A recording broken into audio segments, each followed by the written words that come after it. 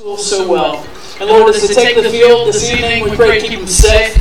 Help them to honor you with their play. And let's have a great, fun senior night. It's in your name we pray. Amen.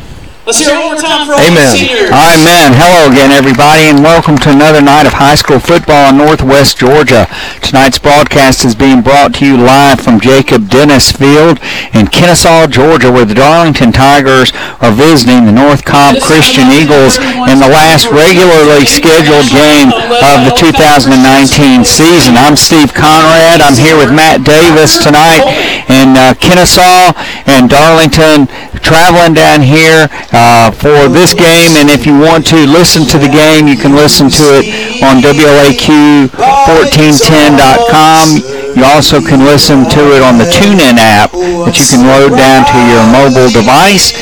Just go to the TuneIn app, and you also can get the game on YouTube.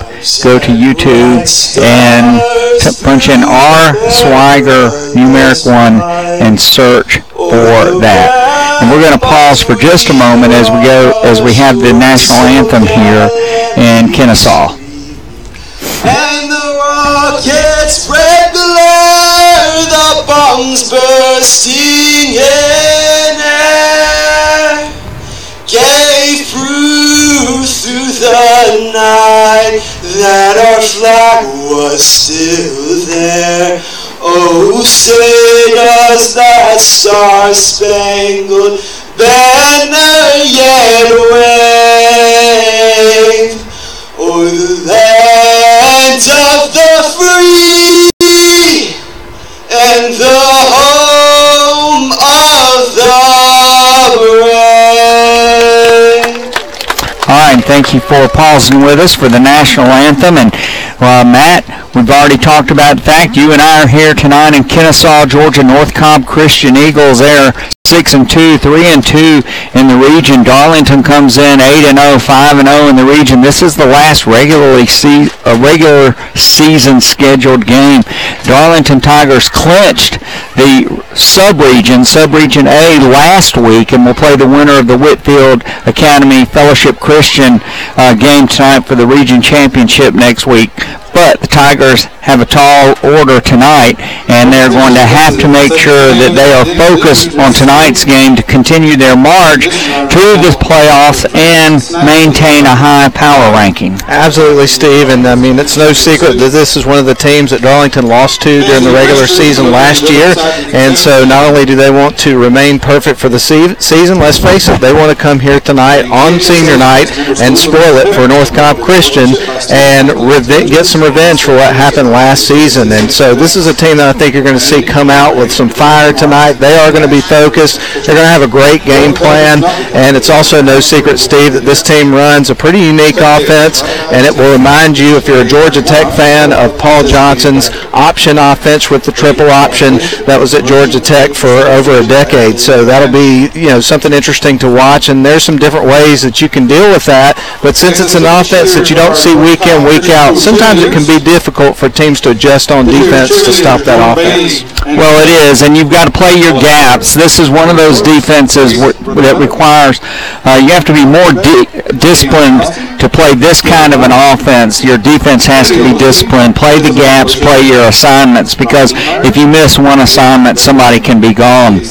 North Cobb Christian, who, like we said, they come in here 6-2.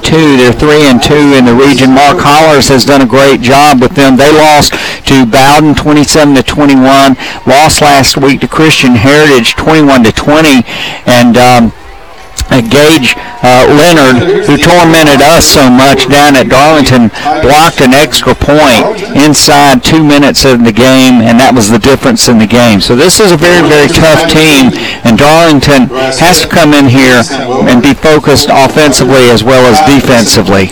And they do, and I think one of the things that's really neat about watching this Darlington team throughout the season, and we've talked about this on the broadcast, is every week when you talk to coaches, they're like, well, we just want to get better every week and see ourselves improve as we go along throughout the rest of the season. And it becomes sort of coach speak, maybe a little bit cliche, but when you watch this Darlington team, you can definitely tell that in a lot of areas, almost every area, from week to week, they have gotten better. And let me tell you, if you didn't see the game last week and didn't see what kind of talent that Bowden team has on the field, that was a very significant win for Darlington to come out and shut that team out and come away with a 31-0 win. And I think that said a lot about the kind of football that Darlington's playing right now as we go into November.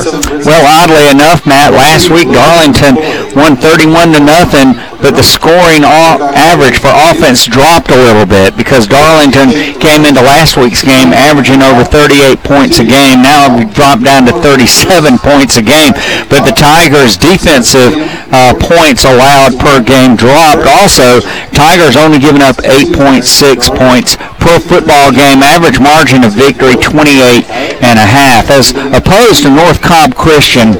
They're averaging 24 points a game on offense. They give up 11.25, so they're not giving up very many points. They don't have as much offensive firepower. Their average margin of victory is 12.88 points per game. So Darlington on paper has an advantage, but I think one of the things that we've talked about as we've gotten better each week is that the offense has really become much more balanced. Last week, Colin Rogers had 120 yards rushing. Griffin Brewster threw for 167 yards.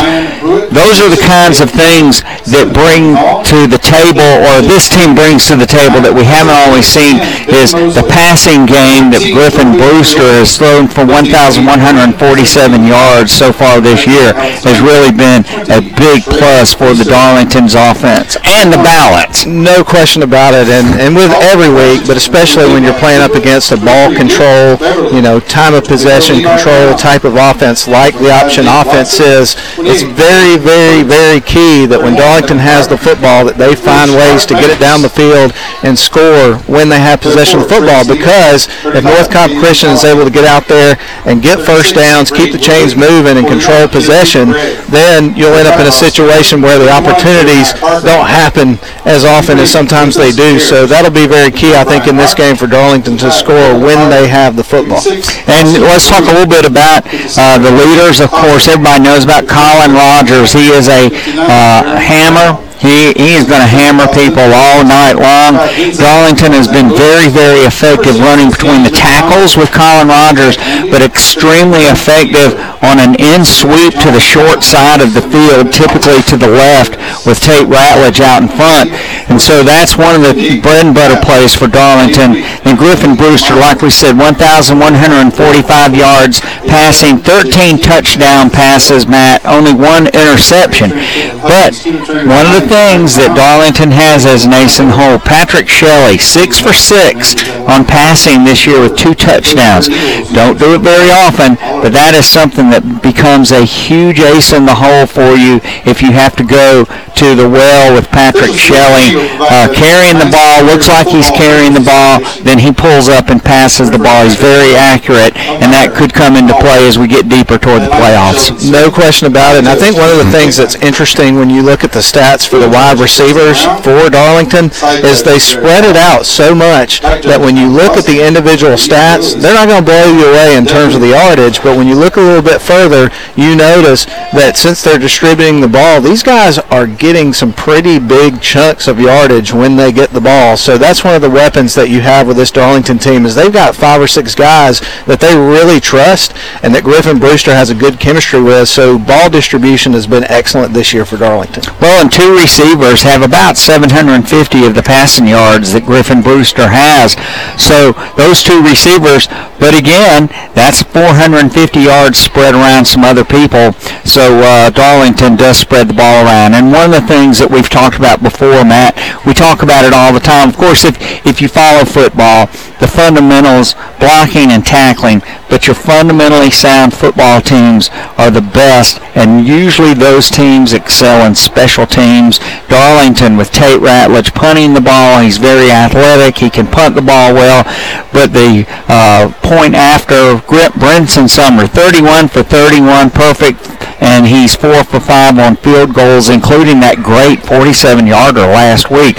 So Darlington definitely has balance, and excellence in all three phases of the game. You just have to keep playing all three phases every night. And Steve, I just got a message from back at the studio, and we had a caller call the radio station wanting to know, again, how to pick up the video stream. And so if you wouldn't mind giving that information out again before we take a break. Great, happy to do it.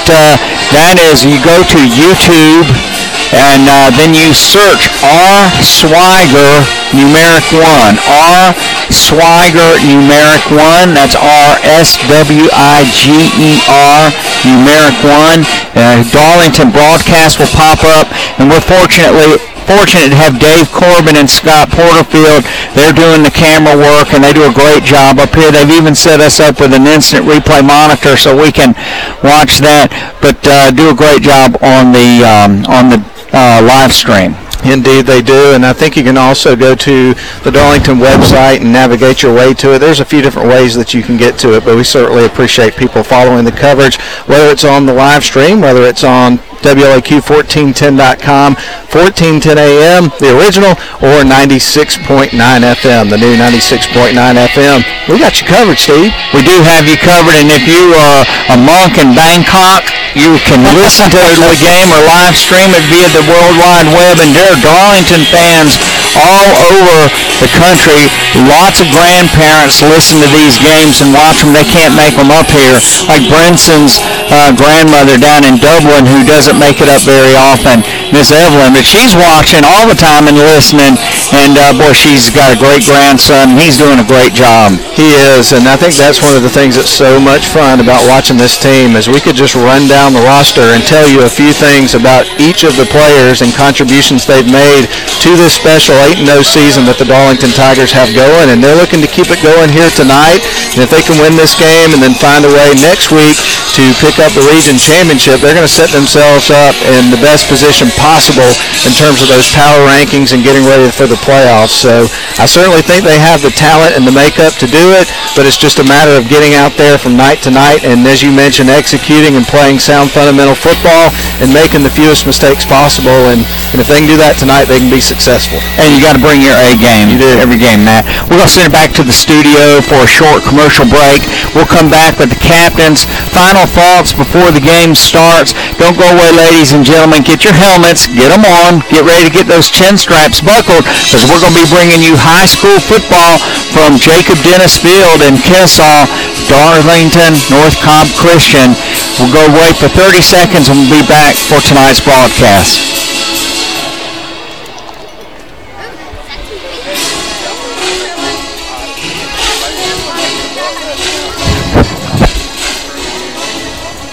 And your captains for tonight's game, number 4, Anson Mathis, number 54, Brian Hart, and number 5, Ryan Pruitt. For the Darlington Tigers, captains,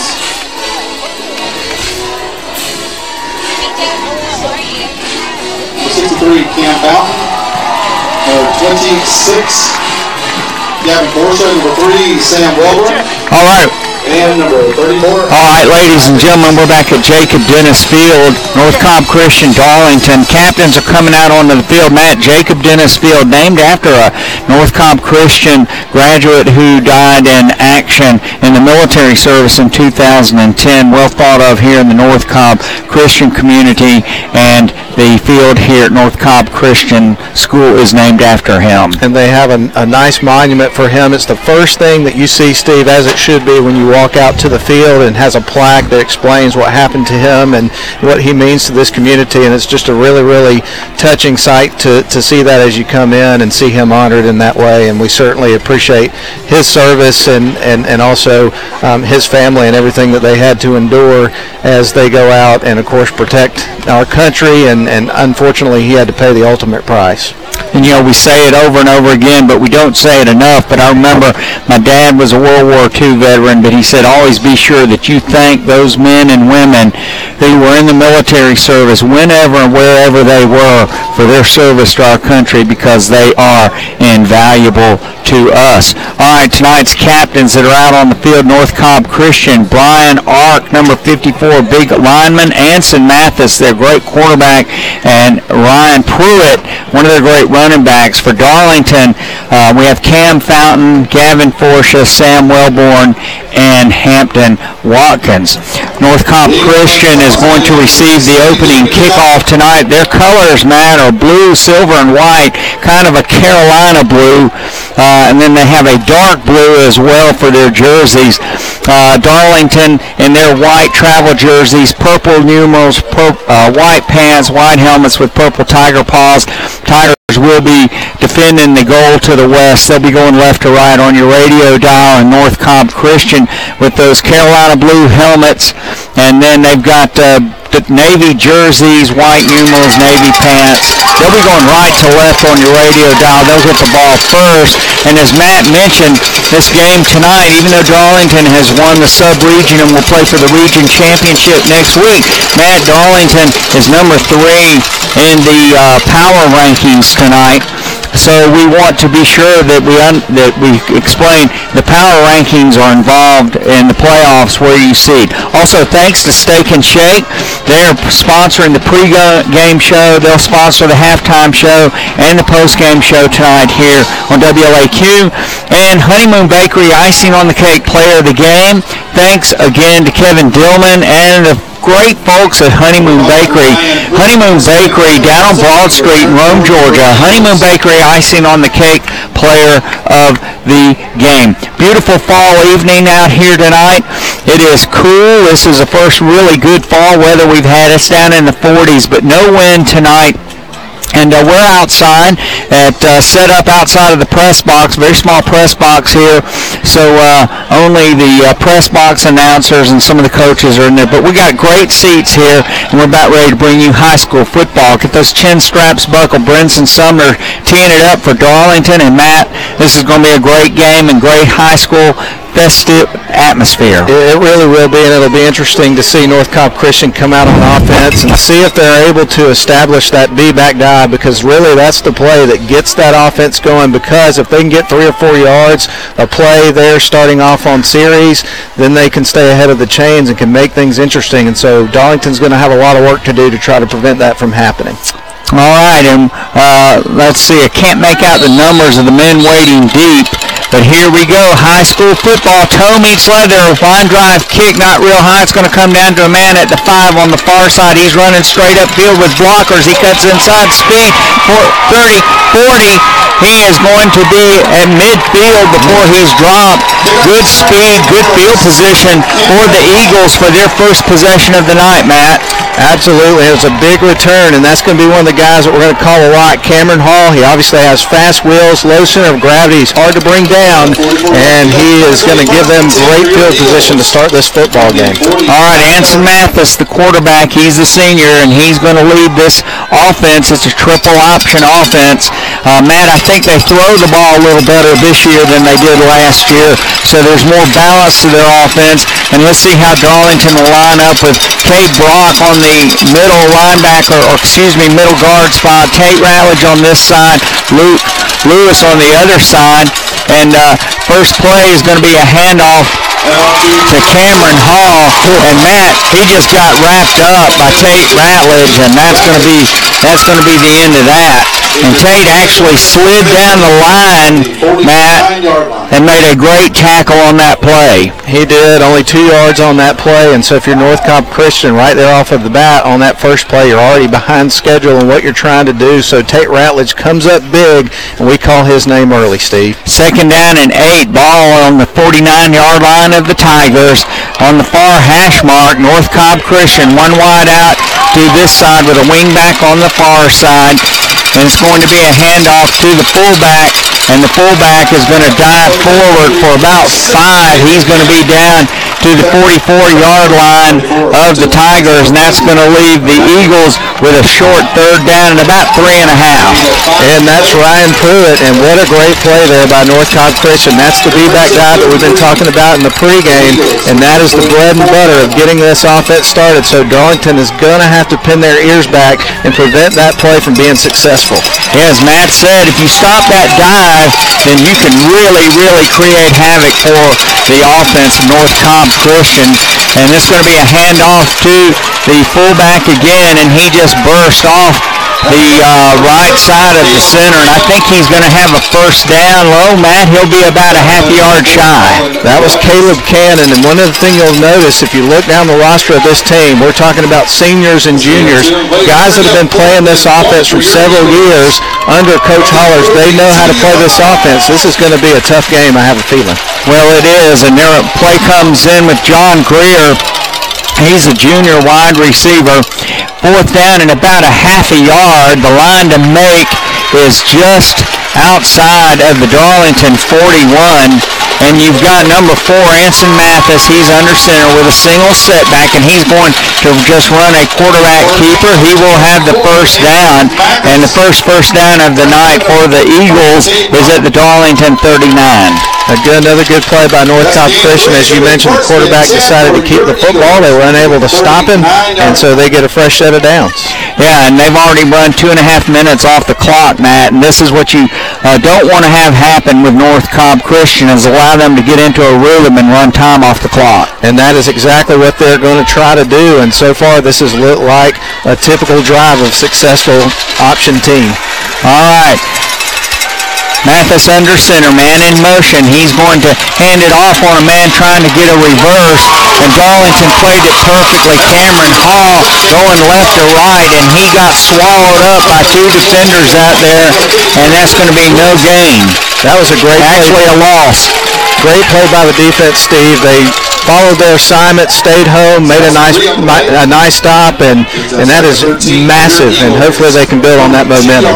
Luke Lewis and Hampton Watkins, 2 seniors on the Darlington defense, stayed at home, made that play, and that's a loss of 3.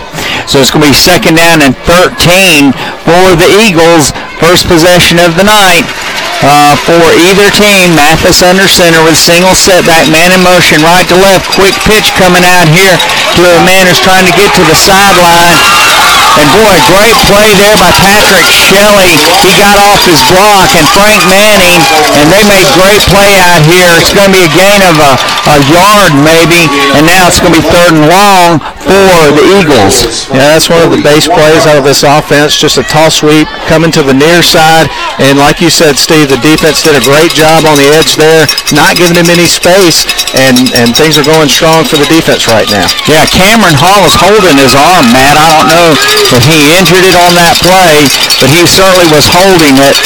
Far side is number 24, Levi Brown for the Eagles, and we've got Anson Mathis. He's going to fake it. He's going to throw the ball downfield. Oh, just over the head of his intended receiver, Matt, on a post pattern.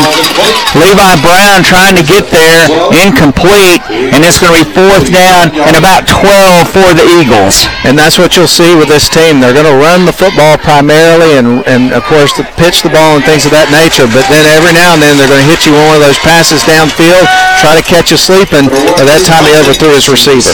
All right, Darlington, with 7:20 to play here in the first quarter, will get their first possession of the night. Kind of an odd formation here for the Eagles. They will punt the ball, and it's going to come down to Tristan Wright at the 10. He's trying to get to the far side. He is. He's got run over at 20, and he just got tripped up. Lost the ball. He lost the ball and had to recover it. Wow.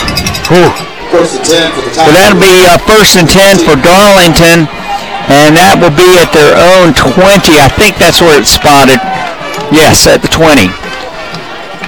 So right there, the defense did a great job. Of course, North Cobb Christian got a first down. It looked like they were getting some momentum, and then the defense just shut them down. All right, first possession of the night for Darlington. As we've said before, bread and butter for Darlington. Hand the ball to Colin Rogers. Griffin Brewster will be under center. One wide out to the far side. Man in motion, left to right. and pitch to Colin Rogers trying to get to this side, and he's going to have a gain of about 5. Lowers his shoulder, Matt, make it 5.5, and the Tigers are on schedule for their first down. Yeah, and of course Colin Rogers was the icing on the cake player of the game for Honeymoon Bakery last week. Had 120 yards, scored 3 touchdowns, Steve. Such a reliable part of this team. 1,119 yards rushing for the senior, and boy, he is one of those players you just like to put the team on his back and let him go. Griffin Brewster looking to his left, throw the ball complete to Patrick Shelley, 30, 35, 40, 45, almost to midfield on a quick bubble screen. Great play by the Darlington Tigers to bring the ball out to midfield. No question about it, about a 24-yard play, and that's what we were talking about with these wide receivers in the pregame, Steve. When you see them get the balls, it is usually for a pretty long play, and that was Patrick Shelley. What an athlete. He is great. Griffin Brewster in a shotgun. Rogers next to him. Brewster rolling to his right. He's going to throw the ball in and out of the hands of his intended receiver, Gil Maurer. And Maurer had to really step up. They couldn't quite haul it in 2nd and 10. Yep, and just didn't happen on that play, but we've seen some good balls thrown to Gil Maurer, so that's not going to be the last time that he gets some action in this game tonight. Yeah, Nate Watson was right there on the coverage and knocked Gil Maurer upside down. So now Griffin Brewster will be in an empty backfield, 2 wideouts to the far side, 3 to the near side. And North Cobb Christian, 3 down linemen, but 2 linebackers coming up. Let's see what they do. Here's the snap. Brewster looking downfield, going to throw the ball. Complete to Gavin Forsha right in the middle of the field on the seam, Matt. 1st and 10 Tigers at the 20. That was a big-time play, and that's what the really good teams and quality players do when they have kind of a difficult play, the previous play. They just move on to the next one and make something happen, and boy, what a big play. And a great throw by Brewster. Griffin just threw a rope. 1st and 10 for the Tigers at the 20 of the Eagles. Brewster looking back. He's going to throw the ball complete to Patrick Shelley, who gets knocked out of bounds at about the 15, but the Tigers are moving on their first possession of the night. Yeah, Griffin Brewster already 3 of 4. He's completed 2 passes to Shelley, and then, of course, the one to Forsha on the previous play. He looks dialed in early, Steve. He does, and, he's focusing tonight. He's going out to Colorado State tomorrow to visit out there. The seniors gotten some offers, and, boy, he has really earned them. Colin Rogers takes the handoff, and he goes straight up the middle, and he keeps spinning, keeps those legs moving. He's going to be inside the 15, Matt. He's going to be close to a first down. Let's see where they mark it. It'll be 3rd down at about 3. Fun to watch this offense. They got the ball down the field in a big hurry, and let's see if they can capitalize and put some points. We talked about how when you play an option team, how possessions sometimes are kind of limited, so you got to make the most of every one. Absolutely, and this is going to be a 3rd down at about 3. The line to make is the 10-yard line, and the ball is on about the 13-yard line. Griffin Brewster in a shotgun, wide out to the far side, 3 to this side, fakes it to Colin Rogers, complete to Gil Maurer. Gil Maurer down inside the 5, right in the middle of the field. They are working North Cobb Christian in the middle of the field tonight. That's the 2nd pass run to Gil Maurer. The first one was incomplete. We told you that they'd be going back to him, and they did it pretty quick, and this time it was a connection that sets them right up close to the goal line. Let's see if they can punch it in, Steve. 1st and goal for the Tigers at the 3, power I formation. Cade Brock, he is the fullback. Here's going to be a handoff. A fake to Colin Rogers. Throws the ball. Complete touchdown to Gavin Forsha. The Tigers go up 6-0 on a 3-yard touchdown pass from Griffin Brewster. What a great fake, Matt, to Colin Rogers. You always know, Steve, that at some point of the game we're going to see a wrinkle or two. This time we get to see one early. It ends up in a touchdown. The Tigers are on the board. What a great way to start the game. They get a stop on defense, march the ball down the field, and punch it in and score. Nice 80-yard drive by Darlington on their first possession. 4:34 to play here in the first quarter. Tigers up 6-0. Brinson Sumner comes in for the point after. Frank Manning will hold. Here's the snap. Ball's down. It's up. It's through. And that's going to be 32 consecutive points after for the junior. All right, so Darlington 7 and the Eagles nothing. We're going to send it back to WLAQ for a 30-second break and come back for Sumner's kickoff. Don't go away. C.W. Matthews, Action Electric, Advanced Systems, Midway Electrical Contracting, PNC Bank, the Holbrook Group, Salvation Village, Southern Machine Fabrication Company, Luca Electric, Vulcan, Southern Wholesale Flooring Company, Georgia Only Joint, All Roof, Bottom Line Benefits, Pioneer Paint, Cobb EMC, and Darlington Commercial.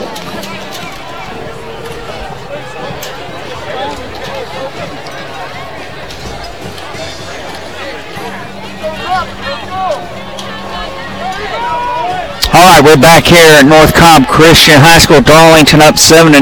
Matt, 80-yard drive. I believe that on that drive, Colin Rogers had about 8 yards rushing, and the rest, he had 7 yards rushing. The rest was Griffin Brewster throwing the football, and he's on fire tonight. Brinson Sumner about to kick off to North Cobb Christian, 2 men deep, right around the goal line, and this is going to be a line drive kick. It's wobbling, and it hits a man right there in the middle of the field. A nice wedge for him, and he is dropped right there. What a great play, and that was number 10 for Darlington.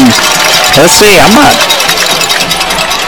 number 10, and that's Joseph Marion, Joe Marion. We usually see him running the ball, but a great special teams play by Joe Marion. What a great play, Matt. Oh, a great play, and we talked about this Darlington team and how much fun it is to watch their offense, but you certainly cannot talk enough about how good the special teams have been. We've already seen an extra point from Brinson Sumner. You could close your eyes and know he's going to make it at this point, and then you have a big play here from the coverage team, and what a great start to the game.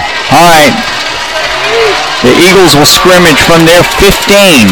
Wide out to either side. Anson Mathis under center. Single setback. He's going to hand the ball off on a dive play, and that's not going to go very far.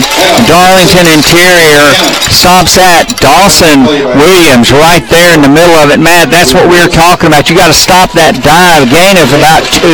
Yeah, obviously they'd like to get 3 or 4, but they got a little bit out of it. But I think the defense is doing a pretty good job on that. But again, that is the key. If you can stop that dive, you can really disrupt things with this offense, so they have to keep that up. 3 seniors across the defensive line, along with number 72, DJ Johnson. So Darlington's got Tate Ratledge, DJ Johnson, Cade Brock, and Luke Lewis. Man in motion right to left. Mathis pitches it to him.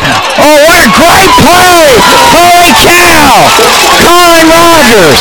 He comes flying up and tackles Ryan Pruitt trying to get to the edge, and he has a gain maybe of 2, but that could have gone a lot further, Matt. That was a fantastic stop by Colin Rogers, and we were talking to his grandfather, John Brown, just before the game, and he was talking about how Colin just started playing defense last year, and what a difference it has made on this team, and like you said, just a wonderful stop.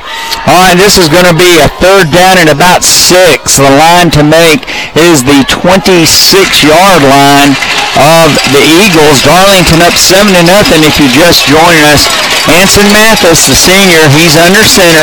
He's going to hand off on a dive play, and it is going to be crushed. Going sideways. He has about 2, Matt, but this is going to make it 4th down and about 3 for the Eagles. Let's see where they mark it. Yeah, the line to make is the 26. I can scarcely imagine that Mark Hollers will go for it here. Definitely not in 4-down territory on that part of the field. They're going to force another punt, and this defense is doing a fantastic job. They are very coached up for this game and playing at a high level.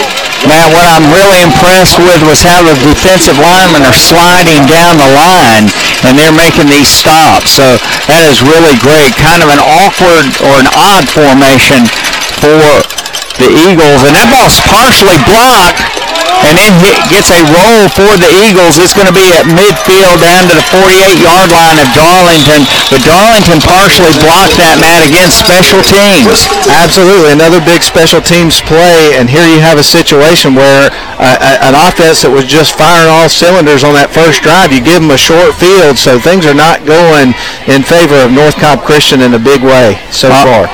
Yeah, and Darlington now has a 1st and 10 at their own 48, up 7-0 with 2:01 to play here in the first quarter. And, Matt, this is a big drive. If Darlington could get some points out of this, really puts a run-oriented offense behind the 8 ball. It really does. This is one of those teams where if they get behind by a decent margin, it's hard for them to come back by nature of what they do. All right, Darlington up 7-0. Cade Brock, the snapper. 3 wide outs to the near side, 1 to the far side. Tyler Watkins goes in motion right to left, and now there is going to be a flag delay of game. And, Matt, I was looking to see if there was a play clock around, and I can't see one. So the referee is keeping that on the field, so Griffin Brewster will just have to be aware of that as the game goes on. And I tell you, one of the things that we haven't mentioned here on the broadcast yet, Steve, but aren't you glad this game is being played in the kind of the weather we have today instead of yesterday and the day before? Oh, absolutely. Especially with our outdoor press box. Outdoor press box, yes. We'd be here with umbrellas and probably handing a cell phone back and forth. Griffin Brewster, he's looking over here to his right. Tristan Wright.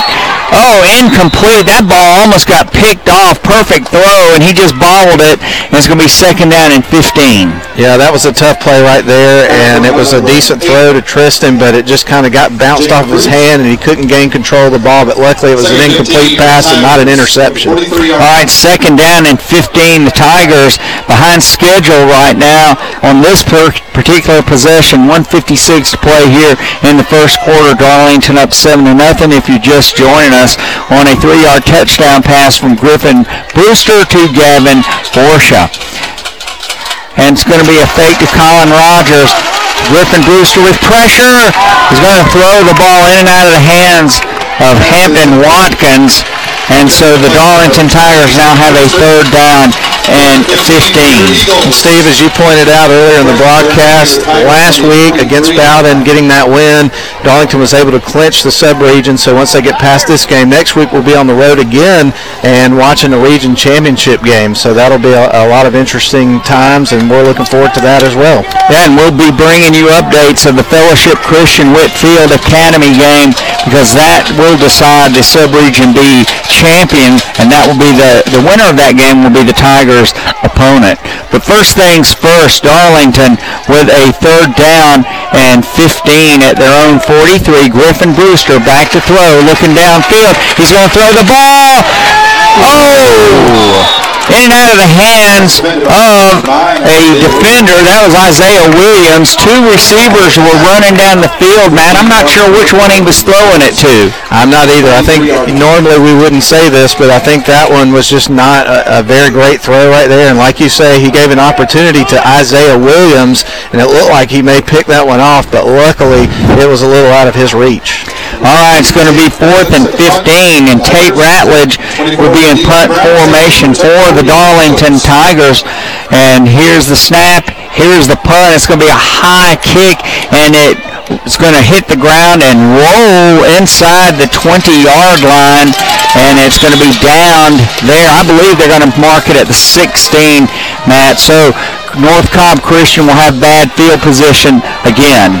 Yep, and we've already almost gotten to the end of the first quarter. This has been a very quick quarter, and, you know, with the nature of the way this team plays, I guess it's not that surprising. Yeah, it really isn't. And, 2 very good football teams here tonight playing the last regular season game. And Anson Mathis comes in with the play. He's the senior who quarterbacks this triple option. And Darlington would sure love to keep the Eagles bottled up back here close to their goal line. 1 wide out to either side with slot backs and running double slots like Darlington has run before, man in motion left to right. And Mathis, he pitches the ball. Darlington's got it. The Tigers are saying they have it. Yes, and let's see if we can see what happened there, Matt. Oh, they just got knocked out of his hands. Trying to see who picked it up and who knocked it out. Yeah, and let's see who recovered. I'm trying to see it on the replay. Can't find the ball. Yeah, it might be Kobe Nadeau, but Darlington with a great opportunity here with the ball on the 14-yard line of the Eagles. And Matt, We say it all the time, but turnovers. Those will give coaches heartburn and headaches. Absolutely, and just like that, Darlington's going to get their third possession in the red zone. All right, wide out to this side, close in, but Tyler Watkins in motion, right to left, pitch to Colin Rogers. Colin Rogers, 10, 5. Colin Rogers inside the 5. Let's see where they mark him down. He's actually going to be marked out of bounds just outside of the 5. So Darlington will have a second down and about 1 at the 5-yard line. Matt, that short side of the field and that end sweep we've been talking about. Absolutely, 8-yard play, and let's see what they do here on the second down play. Ball on the far hash. Let's run it again. Colin Rogers! Down at the 1-yard line. I thought he was going to be in, Matt, but it'll be first and goal for Darlington at the 1-yard line. Yeah, another positive play there. Just tossed it over to Colin Rogers, found some room to run, and then was stopped short of the goal. But if the Darlington Tigers can go up to 14-0 in the first quarter, starting to build that hole here for North Cobb Christian. Yeah, and if you're going to try to tackle Colin Rogers, you better bring your power because he can flatten you. Darlington with a first and goal at the 1-yard line, trying to make North Cobb Christian pay for that turnover, and Colin Rogers, he gets pasted right about the 1-yard line. There was nothing doing there, Matt. Definitely not, Steve, and we will remind everybody at halftime today to listen to the Steak and Shake halftime at the end of the game. It's the Honeymoon Bakery icing on the cake player of the game, and we've got some guys out there trying to earn it today. All right, inside half of a minute in the first quarter, Tigers up 7-0 if you're just joining us. And let's see if the Tigers can get this play off. They really need to get this play off, or it'll be a delay of game. Power I formation. Cade Brock, he's in the fullback spot. Griffin Brewster shifting people around, and he goes strong to the left. Handoff to Colin Rogers. He's in for the touchdown, and Darlington goes up 6-0. So Colin Rogers on a 1-yard touchdown run, Matt, his 21st touchdown of the season. 13-0, Darlington Tigers over North Cobb Christian, and that is the first as the first quarter expires. Yeah, last play of the first quarter, and the Tigers have Brinson Sumner out to try for the point after. And thus far, 32 out of 32 for the junior. All right, here we go.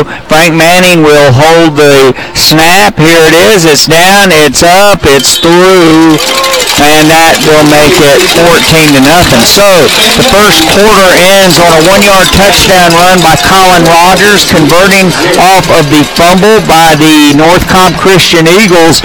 And we'll send it back to WLAQ for a 30-second break, and we'll be back for the second quarter in just a few minutes. Don't go away.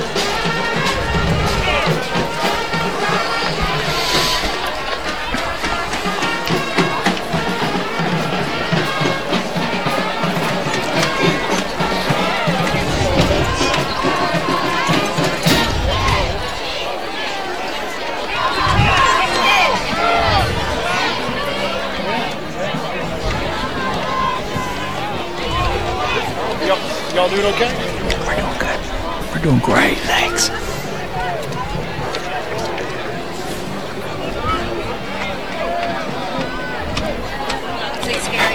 Okay, thank you.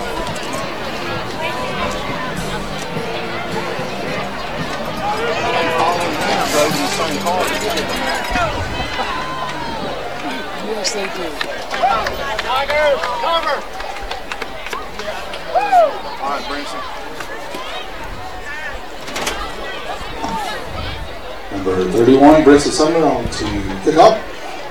Number 5, Ryan Boot. Number 7, Cameron Hall, set deep, return for the Eagles. All right, back here at Jacob Daniels Field, North Cobb Christian, Brinson Sumner, toe meets leather, line drive kick, hits the ground. It's snagged out of the air on a bounce by North Cobb Christian, man. He cuts through a hole on about the 25-yard line. He's going to be brought down at about the 27. And something comes flying through the air, Matt. I'm not sure what that was. There's a flag. Is there a flag on the play? Let's see what they're going to call, because it came from the back judge over here. It flew way down the field.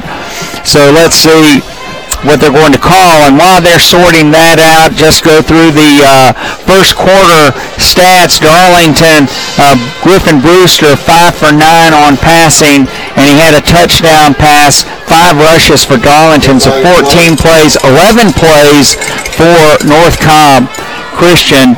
And Matt, they only had 1 pass, but they had the huge turnover. Absolutely, they did. And, of course, here they get a pretty decent return there from Ryan Pruitt, who sets them up in nice position.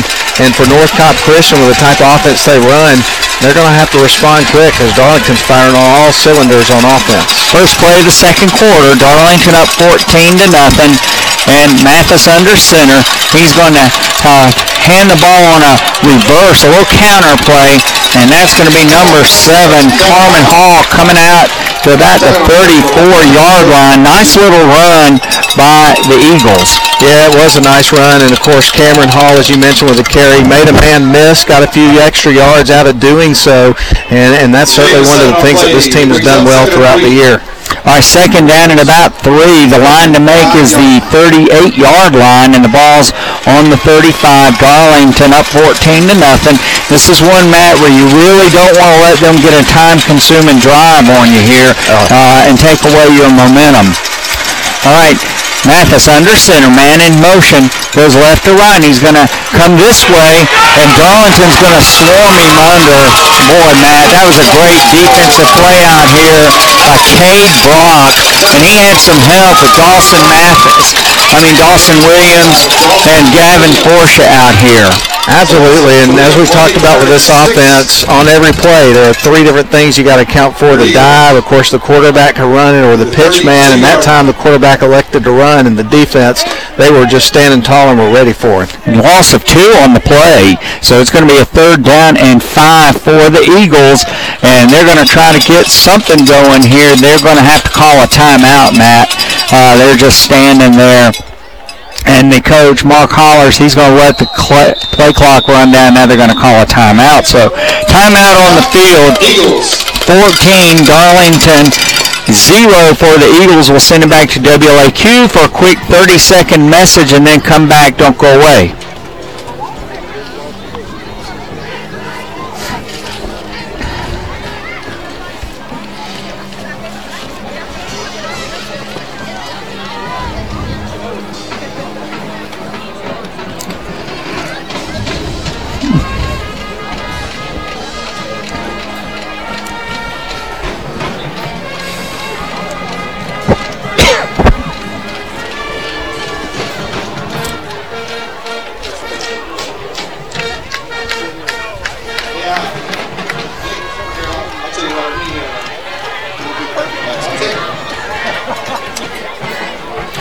All right, we're back here at Jacob Dennis Field.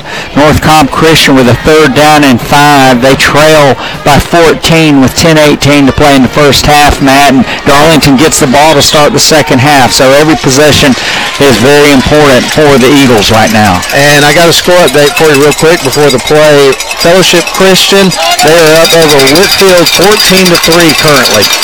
All right, so the winner of that game, Darlington, will play them at that stadium next week. Mathis rolls to his left. He's looking downfield. He's got pressure on him. Oh, well, he will not escape from Tate Ratledge and Colin Rogers.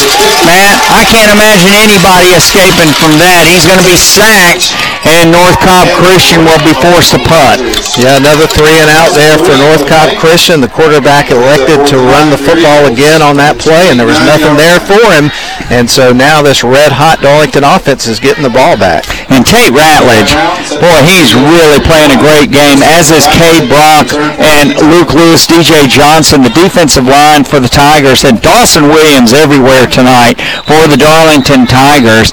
And now there's going to be a penalty. I believe this may be illegal procedure against North Cobb Christian. Let's see. Encroachment against Darlington. Against the Tigers? So it goes from 4th and 8 to 4th and 3. I don't believe that Mark Hollers will change his decision to punt the ball. but the Tigers guilty of encroachment. Tristan Wright deep for the Darlington Tigers, and the punter punts the ball. It's going to be a good high kick. It's going to bounce at the 30 and then roll out of bounds, and Tristan Wright was trying to decide what to do when it rolled out of bounds, and the Tigers will scrimmage from their own 27. Absolutely, Steve. And when you look at how things have gone for North Cobb Christian on offense, you've had punt, fumble, and punt. That's their first 4 drives of the game, and Darlington has scored a couple of times already to be up 14-0. If they can score again, they can start to put this thing out of reach for a team that moves the ball as slowly as an option offense team typically does. Absolutely, Matt, and the Tigers would love to get a time-consuming drive right here, and as Matt said, Fellowship Christian over Whitfield Academy 14-3 last year. That same situation, Fellowship won 45-42, so that game probably is going to be kind of wild, and this is going to be an illegal procedure call against Darlington. And Matt, you know, the last time Darlington had a penalty was the delay of game that caused Darlington to go from a 1st and 10 at their own 48 to 1st and 15 at the 43, and the Tigers went 3 and out. So hope we can overcome this penalty. Definitely so. So that's going to back them up, as you mentioned, 5 yards. Not the way you want to start a drive, especially when you couple the fact of what you just mentioned, because it can just really kill your momentum. It can. Griffin Brewster in a shotgun formation, wide out to either side. He's got a man in the slot on the right. He's going to hand off Colin Rogers. Colin Rogers busts through a hole between the tackles, and he's going to be out to about the 27-yard line. And Matt, that's going to be about the original line of scrimmage. Yep, he's going to be right back on it. And so obviously the Darlington Tigers, if they're going to get a first down and keep this drive going, they got some work to do. But we've seen some big plays already, so it'll be interesting to see what they dial up with the trust they have in their quarterback Griffin Brewster here on 2nd down and long. And he started out on fire in this first quarter, Matt. So let's see what Griffin will dial up here for the Darlington offense. Offensive coordinator Brent Bell has the play in. Brewster in a shotgun. He's looking downfield. He's going to throw the ball complete to Maurer out here, and Gil Maurer is going to be knocked down at the 36-yard line, and the Tigers will have a 3rd down and about 1. Great catch by Maurer on an underneath route, Matt. Yes, sir, and that's another play for him. We've seen it thrown to him 3 times. He's caught 2 of the passes. And again, you have a situation where you've got several guys that you can go through. I think they've thrown to 4 or 5 different guys already in this football game. So spreading the ball around, and it's been effective. All right, it's going to be 3rd down and about 1. The line to make is the 37. Ball on the 36-yard line. Darlington in a run formation. Tate Ratledge moves over to the right side of the line. Handoff to Colin Rogers. Colin Rogers, 40. Colin Rogers is upended. Oh, he doesn't get upended, man. He's got a lot of green grass in front of him, and that was a touchdown-saving play from Levi Brown, the sophomore. Indeed, picked up a first down and getting the drive going, and we were talking about how they got the penalty at the start of the drive. This time it doesn't burn them, and let's see if they can keep that momentum and rhythm going. All right, 3 wide outs to the far side, 1 to the near side. Griffin Brewster looks to his right. He's going to throw the ball complete to Tristan Wright out there, 50, 40, and he's going to be knocked out of bounds at about the 35-yard line of the Eagles. And Matt, that was just another one of those little bubble screens, and Wright took it and he hauled down inside the 40 down to about the 37. Now we've seen 3 wide receivers already in this game with big plays, spreading the ball around. The defense never knows where that football is going to go to, and sometimes I don't think that the Darlington Tigers do either. They do a great job with their checkdowns, finding the open man, and as you mentioned, Brent Bell has a lot of confidence in letting them make decisions on the field. Well, Griffin Brewster, he is really throwing the ball well, Matt, and Darlington is going to have the ball 1st and 10 at the 37-yard line of the Eagles. There's a problem with the chains. I think it got bundled up together there, and they finally got it loosened up and stretched out, and now the referee will signal let's start playing again. 1st and 10 for the Tigers. Rome Orthopedic Center High School football scoreboard show comes up tonight immediately after tonight's game around 10 o'clock. And we always look forward to that. It's a great, great show and a lot of entertainment by the Big Kahuna and Lenny B.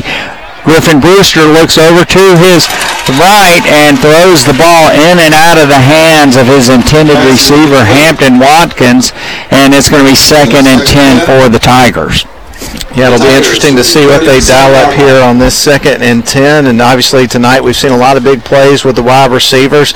And typically if we see an incomplete pass on the very next one, they're able to connect. So we'll see what happens on this play. 6:23 to play here in the first half. Colin Rogers is set back with Griffin Brewster, who's in a shotgun. 4 down linemen for the Eagles. They're rushing. Griffin Brewster looks to his right, and the receiver fell down, slipped and fell down. Hampton Watkins fell down over on the far side, incomplete. And was that Gavin Forsha? That was Forsha. Yeah, Gavin Forsha slipped. Would have been a great play because he was right there, but he slipped, and now it's 3rd down and 10. Yeah, basically you just had Griffin Brewster have to throw that one out of bounds, recognizing that his wide receiver was down on the turf and wasn't going to be able to make a play, so he just got to move on to the next one. 3 wide outs to the near side, 1 to the far side. Looks like the Eagles are going to bring some pressure. Got an extra man back here. It's going to be a screen pass to Colin Rogers. Colin Rogers is going to be tackled just shy of the 1st down marker on the far side. Looks like he's going to be about a yard short. Let's see where they mark it, Matt. Definitely, Steve, and we've seen a lot of runs from Colin Rogers in this game so far. This time, as you mentioned, on a screen pass, and so a lot of versatility with him as a player. And this time he's able to make a nice grab, and they got a 4th and short. Definitely going to go for it here. Yeah, 4th and 1 for the Tigers, and the ball is resting at the 28-yard line of the Eagles, and Darlington's going to run power. Cade Brock, he's the fullback in this situation, and they bring Tate Ratledge back over to the left side. Handoff to Colin Rogers. Colin Rogers has the 1st down inside the 27 down to the 25, and the Tigers are driving again. 5:27 to play here in the first half, Matt. Yeah, pick up the 3rd first down of this drive, and that was a play where Colin Rogers was not going to be denied. He just jumped over the pile and said, hey, we're getting what we need right here. Yeah, and right now they're moving Tate Ratledge around, and he'll start in one place, come back to the other side.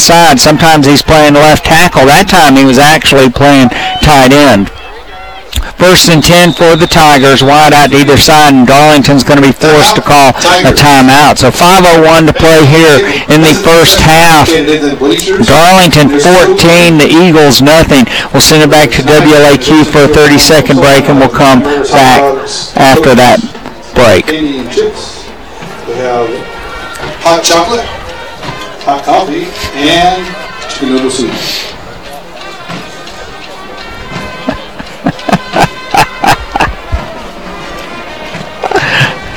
I'll take another moment to thank this year's Eagles Boost Club sponsors: C.W. Matthews, Action Electric, Advanced Systems, Midway Electrical Contracting, PNC Bank, Luca Electric, Vulcan, Southern Wholesale Flooring Company, Georgia Bone and Joint, All Roof, Bottom Line Benefits, the Holbrook Group, Celebration Village, Southern Machine Fabrication Company, Pioneer Paint, Cobb EMC, and Bennington Commercial. If you're just joining us, we're coming to you live from Jacob Dennis Field at the North Cobb Christian campus. Darlington playing North Cobb Christian tonight in the last regular season scheduled game. Well, I can't get that out, Matt, but we'll get it eventually. But Darlington 8-0, trying to run its record to 9-0 before the region play-in game next week, which would be for the region championship for the Darlington Tigers. Tigers up 14-0, driving on the 25-yard line of the Eagles. Griffin Brewster in a shotgun. Colin Rogers is a single setback. The referee just gave the signal to start play. Man in motion comes right to left, and he's going to hand it off or fake it to Colin Rogers. Griffin Brewster scrambles. He's running downfield. He's going to be knocked out of of bounds inside the 15, and I'm trying to see how far it is, maybe even inside the 10. And man, he faked it to Colin Rogers. Hampton Watkins immediately had a man in his face and took off, and nice scramble by Griffin Brewster. It was a 15-yard play, picked up another first down. That makes it 1st and goal right inside the 10. All right, Darlington up 14-0. This is a big drive for the Tigers. If Darlington can put up a touchdown here, it's really going to make it hard. Griffin Brewster has Colin Rogers and Hampton Watkins. Oh, Hampton Watkins, and he gets knocked out of bounds. Let's see where they mark it, but there's a flag down on the play. I think I just saw another one, but I'm not positive. But there's a flag on the near side, so let's see what the referees will decide on this play.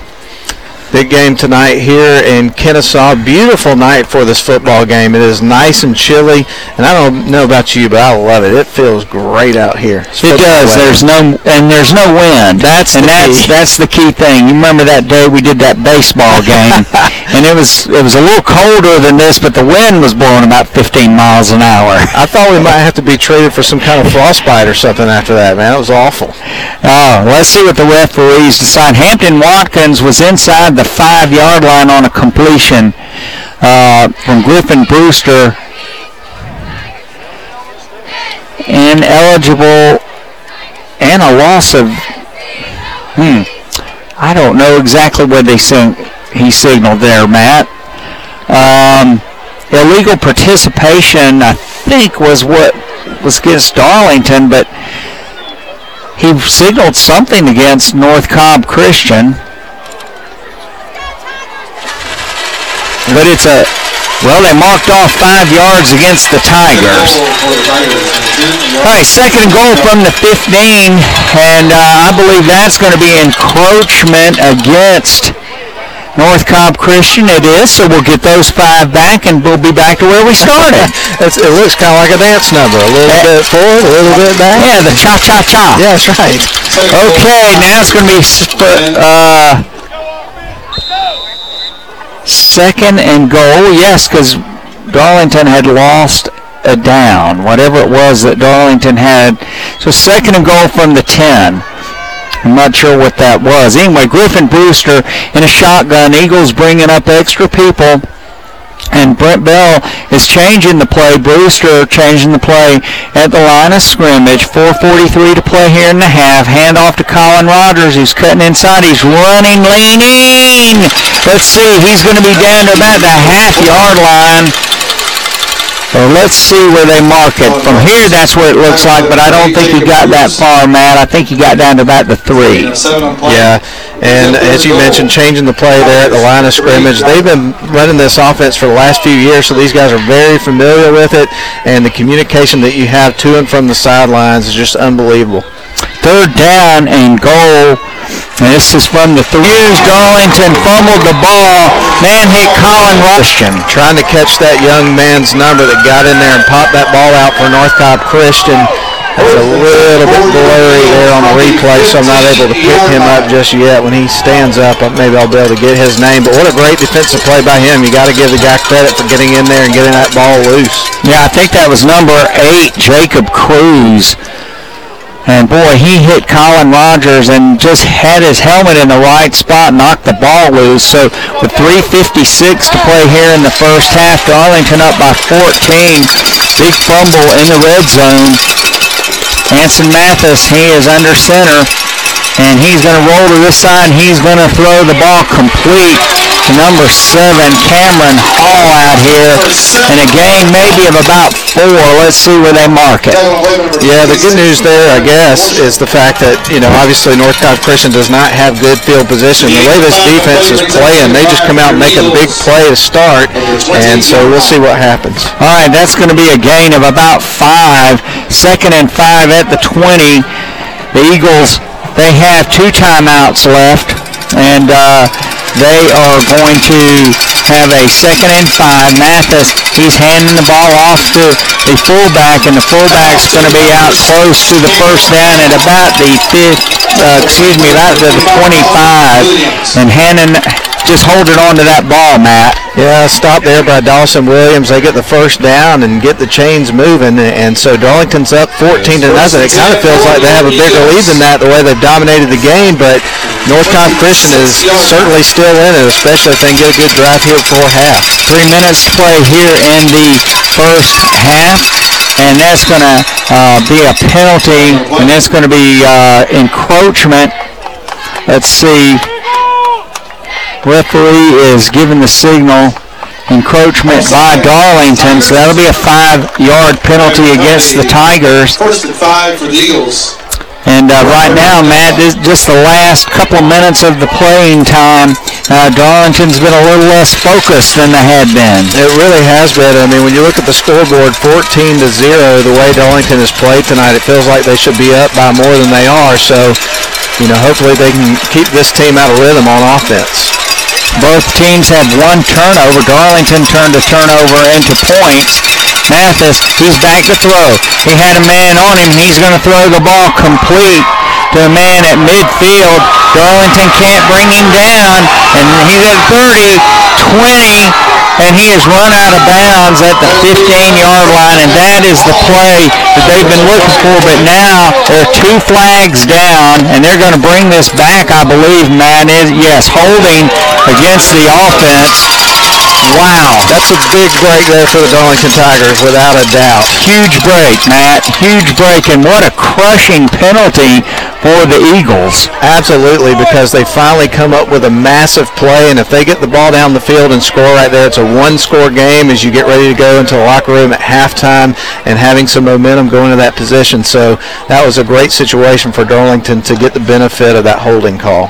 Yeah, and Matt, there were 2 flags down, so one just wasn't official that saw it. But that is a gigantic negative play for the North Cobb Christian Eagles. Instead of having the ball at the Darlington 15, now the ball has been moved back to their own 20-yard line. Yeah, and that was one of those plays where it really didn't look like there was going to be much there, but the quarterback got pretty creative, found him up the middle, and was able to get a big play, but a lot of that had to do because of the hold. And I am very impressed with Cameron Hall. Boy, he is really good. It's going to be a 2nd and long, and boy, Tate Ratliff had Anson Mathis in his sights. He just ran straight into Tate. Man, that's not what you want to do. And now he's tackled at the 11-yard line, and the line to make for a first down is the 37. So they have 26 yards to make on a 2nd down. Definitely, and we talk about penalties just being massive momentum killers, and of course you have that penalty and lose a chunk of yards on that, and then on the very next play they take a huge loss. So definitely the defense needed to pin their ears back and come up with a stop here. All right, this is going to be a 2nd down and about 26. Anson Mathis, he is calling out the signals. He's going to hand off to the fullback, and he is going to be tackled right there at about the 12-yard line. And it's going to be 3rd down and long for the Eagles, and Tommy Atha calls a timeout. So timeout on the field. Darlington up 14-0 with 1:39 to play here in the first half, and we're going to send it back to WLAQ for a quick 30-second break, and then we'll come back for more Darlington football. Don't go away.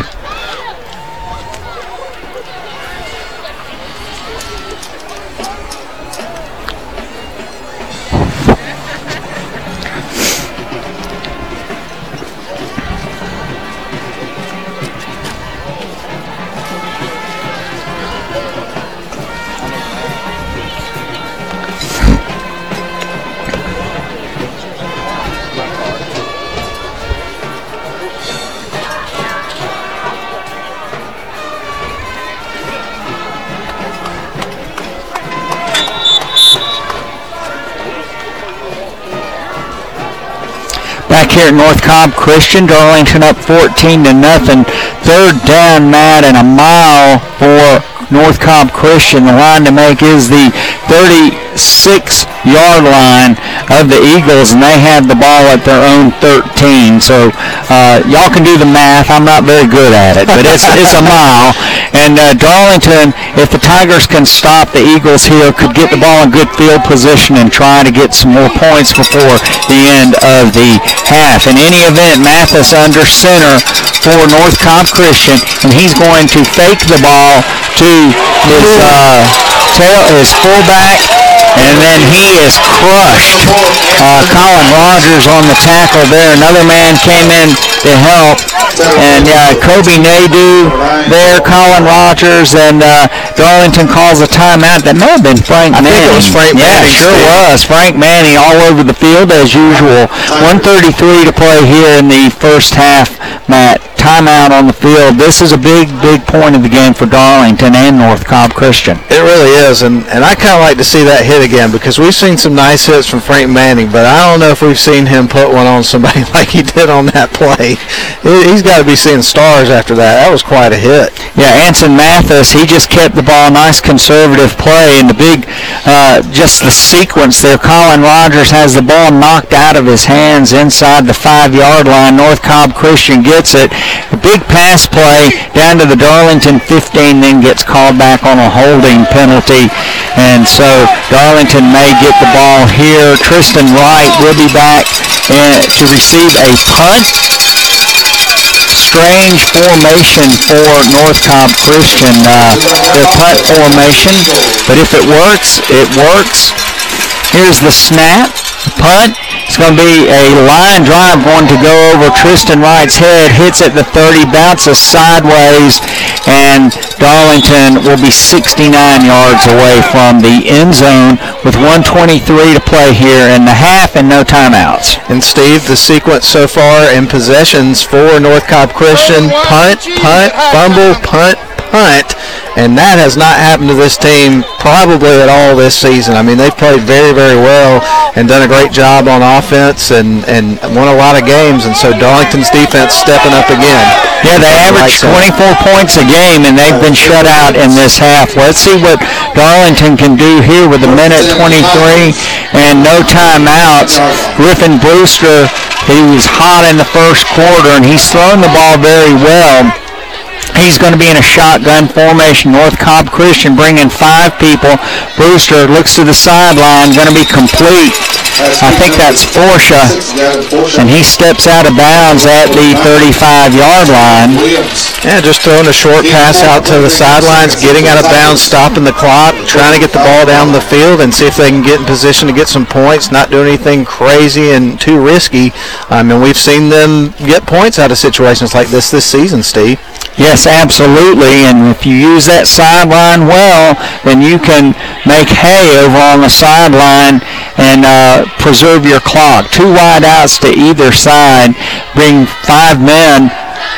That's going to be complete to Tristan Wright, and he's going to step out of bounds at the first down marker, Matt, and it's going to be 1st and 10 for the Tigers. Great sequence of 2 passes out there on the far side, getting out of bounds on the sidelines to start this drive. This Darlington team is just in such good rhythm right now in terms of their passing game, and let's see what they do here on first down. Really good passes to the short side of the field, too.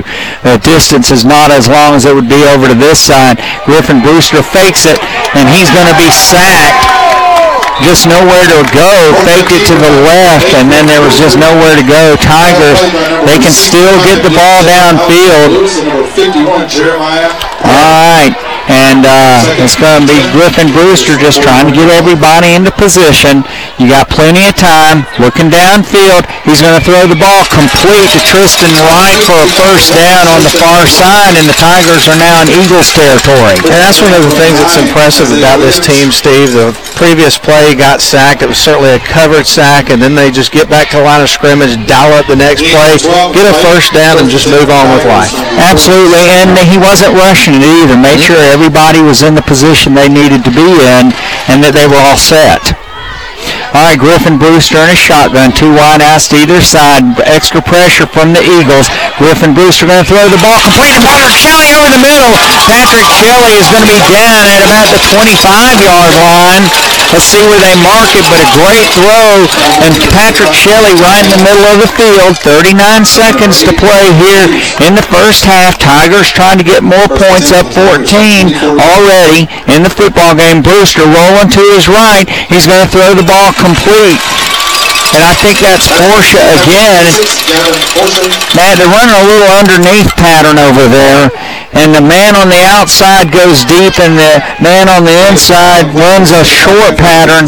And now 31 seconds left. Definitely methodically moving the ball down the football field, staying poised, making nice play after nice play. And like you say, with 31 seconds left, Darlington looks like they're putting themselves in a good spot to go up by 3 scores right before halftime. Second down and 5 at the 20-yard line, and now a timeout is going to be called out on the field by Mark Hollers. 31 seconds left. Matt, do you have a score? Another one on Fellowship Christian. We're bringing you the Fellowship Christian Whitfield Academy scores. The winner of that game plays Darlington next week, and Darlington will travel there. Yes, sir. We do have an updated score. Right now, Fellowship Christian still leads, but Whitfield Academy charging back in the first half. Fellowship Christian 14, Whitfield Academy 9. And you know, Fellowship Christian averaging over 45 points a game on offense, so Whitfield Academy has slowed down that machine tonight. And Steve, as we get towards the end of the season, of course I know Rome's playing their last game of the year, and we've got other teams that are getting ready to close out the season next week, but a lot of action we can talk about at halftime, and we'll certainly pass along some scores from Single A, but also from some of the other regions from around the Rome and Northwest Georgia area.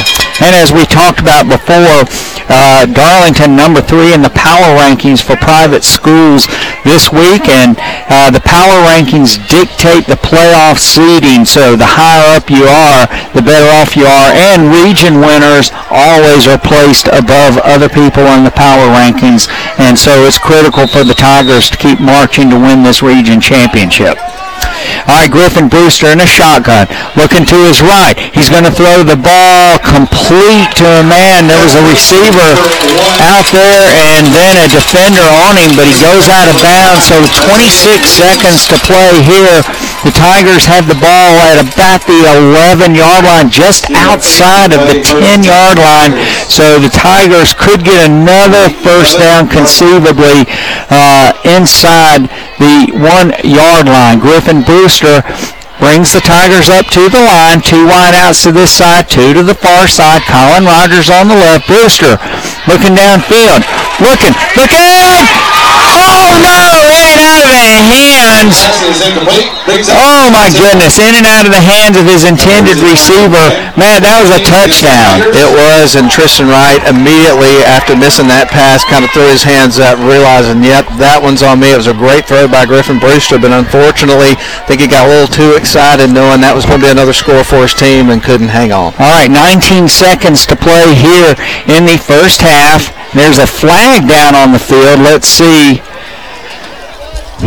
And this is going to be a big penalty against Darlington. It'll be a holding penalty. So that wouldn't have counted anyway. But still, Tristan Wright, he is upset with himself. That ball was right there. All right, let's see what the Darlington Tigers do now. This is one of those situations where Brewster cannot take a sack. Definitely, Steve. And here we go. All right, Brewster in a shotgun. Colin Rogers to his right. Now it's going to be another timeout called by Mark Hollers. So let's go through what we were talking about just a minute ago, Matt. You know, in the power rankings right now in Single A for private schools, Holy Innocents is number 1, Elka's number 2, Darlington's number 3. Elka cannot win their region if Holy Innocents wins out. So Darlington, even though the numbers themselves, if the Tigers went out, would not put the Tigers where they would be able to get up to the top spot, but Elka would have to drop down. So it's a big deal for Darlington to win this region. It's a very big deal, Steve, and as we've talked about throughout the season, if you can get one of those top 8 spots, then you get a bye week, and then if you can get into those top 4 spots, then that keeps you away from some of those upper echelon teams, at least until you get into the semifinals, if everything shakes out the way that you feel like it will when you look at it. So, Darlington Tigers just have to take it week by week, and that's been one of the things they've really done a good job. You haven't seen any games where you felt like they've been caught looking ahead and things of that nature. This is a really mature team, and they know what they need to do and what kind of team they want to be as the season ends, and they just keep getting better and better. This is unbelievable. I mean, they shut out Bowden last week. They got a shutout going in this game, and this is against good teams. Yes, absolutely, and that bodes well for the season going forward, that you're playing good teams and you're playing very well. All right, it's going to be, first down and 20. Griffin Brewster has the ball. He's looking out to his right. He's going to throw complete to a man who steps out of bounds inside the 10 down to about the 9. 13 seconds to play here, Matt, in the half. And let's see, that was Gavin Forsha. Boy, he's had a lot of catches tonight, Matt. He has. I was just about to say, Steve, it really looks like Griffin and Brewster and Gavin Forsha are on the same page today, and if that remains to be the case, they're going to keep going to him, and they've been to him a lot tonight. All right, 2 wideouts to the near side, 2 to the far side. Brewster in a shotgun. Extra pressure coming from North Cobb Christian. He steps up in the pocket. Oh, incomplete to a man coming open in the end zone. That was Tristan Wright. The Tigers have time for one more play thrown into the end zone perhaps, and then there would be Brinson Sumner time. Yeah, I think the timer was off on that play just a little bit. Tristan Wright wasn't quite there yet, had to dive for it, and was a little bit out of reach. All right, it's third down and about 8 at the 9-yard line. 9 seconds left in the half. Brewster looking to his left, looking to his right. Touchdown! Tristan Wright! Holy cow, what a great throw on a post pattern, Matt. Tristan Wright, and he was on the inside here, off on the right side. He was on the inside as the 2 receivers were out there, and the Tigers extend their lead to 20-0, and Darlington gets the ball to start the second half. And that's great to see that young man, Tristan Wright, get a grab there. They tried to go to him for the touchdown a couple of times. The first time couldn't hang on, second time a little out of reach, and that time right on the money. Look at the trust that they have with each other. Oh, they do, and Frank Manning puts that ball down, and the ball is right through Brinson Sumner, 35 for 35, and there's 5 seconds left here in the half, and the Tigers are now up 21-0. Absolutely, and they've scored, again, 3 touchdowns here in this game. They've had 5 possessions, 1 punt, and a fumble. All in all, this has been a great half here for the Darlington Tigers. Matt, this is one of those things. Both teams have had mistakes, but the Tigers have been able to overcome theirs more effectively than North Cobb Christian. Absolutely, and I think that's one of the things that we've seen throughout the season with this team. Yeah, they made mistakes along the way with penalties, a couple turnovers here and there, but it's how they've responded to those situations that has made this team so unique, because there's never been a part in the season where you felt like they were hitting the panic button no matter what's happened. And that is absolutely true. Just calm, cool, and collected. Even against Norville when they were coming back, Darlington, they stayed focused on that game and put out the fire and won. So the Tigers, you're right, they stay calm and focused. And they don't panic. They stick to what they're doing. It's just like that situation. They threw to Tristan Wright 3 times before they were able to get the touchdown, but they knew it was there, and they knew eventually that they would be able to get it. Toe meets left. This is going to be a high end over end kick, and it's going to drop to the ground, and it's covered with 1 second to play here in the half, and I believe that they're going to just keep that second off the board. And that is going to be the end of the first half. Steak and Shake halftime report coming up at the after some commercial messages. But Darlington up 21-0 as we go to the half. Stay tuned for the Steak and Shake halftime report, where we will come back, talk about the first half, and Matt and I will talk a little bit about college football and our favorite games that we've watched. 150th anniversary of college football. We have to get some personal opinions in here, and we'll talk about the best football games we've ever seen. And you keep that on your mind for football too, and compare them to ours. We'll be right back after these messages.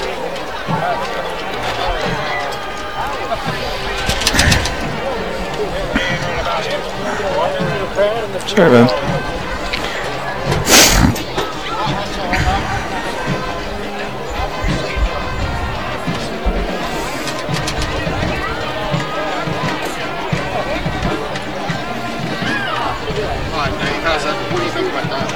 That looks great.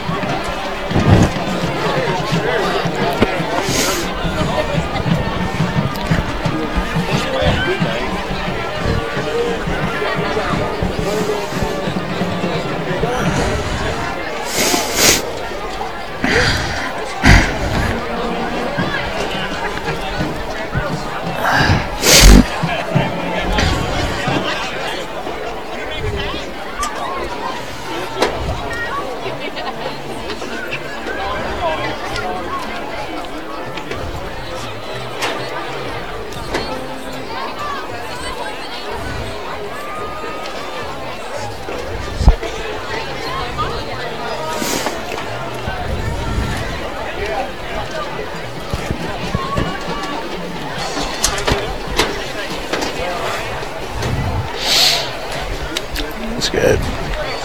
A little bit.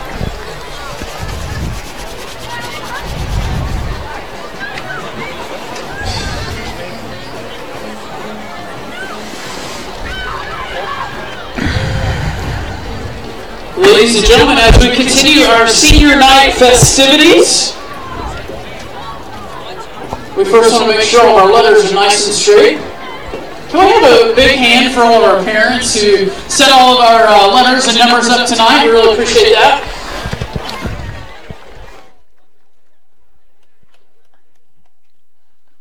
And at this time, we'd like to recognize our senior cheerleaders, starting with Jordan Bailey.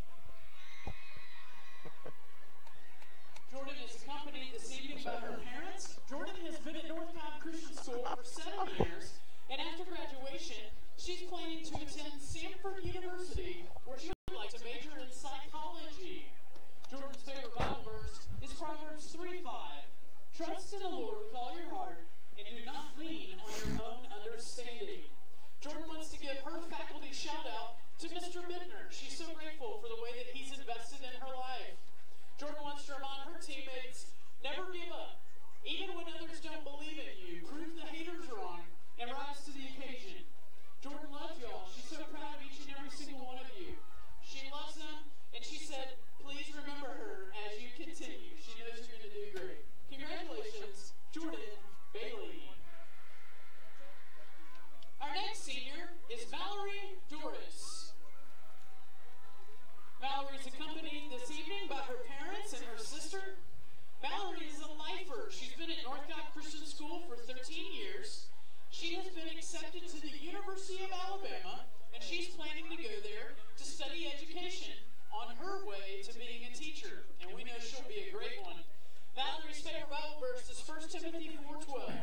Let no one despise you for your youth, but set the believers an example in speech, 30, conduct, 36 to 19. and love and in purity. Valerie wants to say a special thank you to Mrs. Beth Clark, because she's always been real and honest with Valerie. She's always encouraged her, even on the hardest days in AP history. Valerie wants to remind her underclassmen teammates to always live in the moment, never miss an opportunity. She knows they're going to have an amazing time in the rest of high school, and she's so proud of them. Congratulations, Valerie Doris. All right, we are back here at Jacob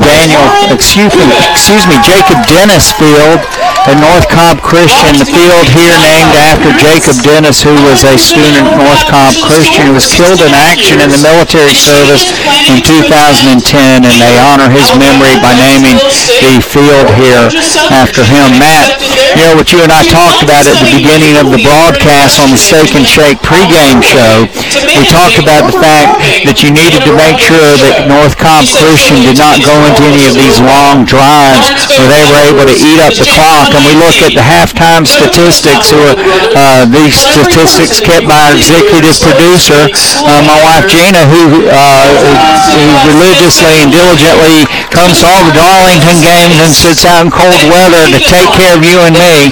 But 36 plays for Darlington in the first half, 12 rushing plays, 24 passing plays. Griffin Brewster 16 for 24 in the passing department, but only 19 plays for North Cobb Christian, and that is exactly the opposite of what the Eagles want to do. Yeah, they haven't been getting a lot of first downs and extending drives and things like that, and for the most part, you've seen Darlington get out there and capitalize. They've scored on 3 of their 5 drives in this football game, up 21-0, and when you're playing up against a team that runs an option offense like that what their goal is to do is to try to control possession and, extend drives and things like that. That really takes them out of their game, and so to have a 21-0 lead against a team like that, I hesitate to say this, but it feels like the lead's bigger in that situation in a way. Yes, and Anson Mathis, he's a great quarterback for North Cobb Christian, but throwing the football is not their forte. So trailing by 21, Darlington gets the ball to start the second half. Mark Hollers has to be in the locker room right now, encouraging the team, telling them they've just got to come out and make some defensive stops so that they can get the football and get some points. Absolutely, and we've already seen them force one turnover in the football game and end up being of no consequence in terms of score in the game, because Darlington responded to that pretty well and forced a punt on the ensuing drive and then ended up scoring their last touchdown to close out the first half. But that is certainly the type of thing that North Cobb Christian is going to have to continue to do if they're going to find a way to climb back in this game. That's force turnovers and try to find a little bit of magic on the offensive side of the ball. And before they got the ball that last time, they'd had 5 possessions, and they had 4 punts and 1 fumble. So they have not been very effective on the offensive side of the ball. Darlington 12 first downs, North Cobb Christian 2.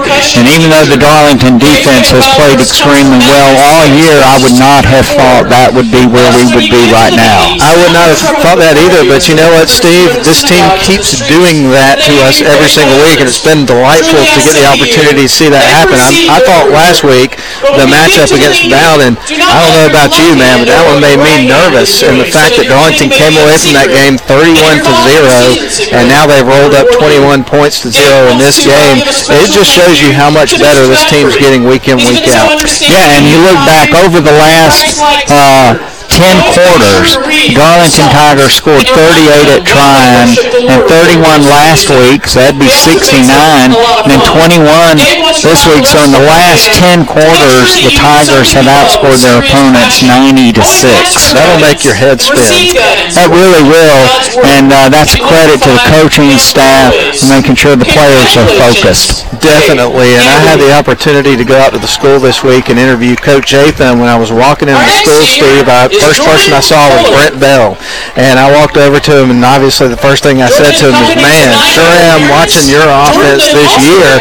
And he said, you know what, this has been 3 years in the making, because we installed this offense 3 years ago, and the kids that are on the team that are the upperclassmen, they've been in this system for a few years, they get it, and we have the utmost trust in them and what they can do when they're out there on the field in terms of changing plays and their checks and all the different things of that nature that have led them to the kind of success that they're having this year.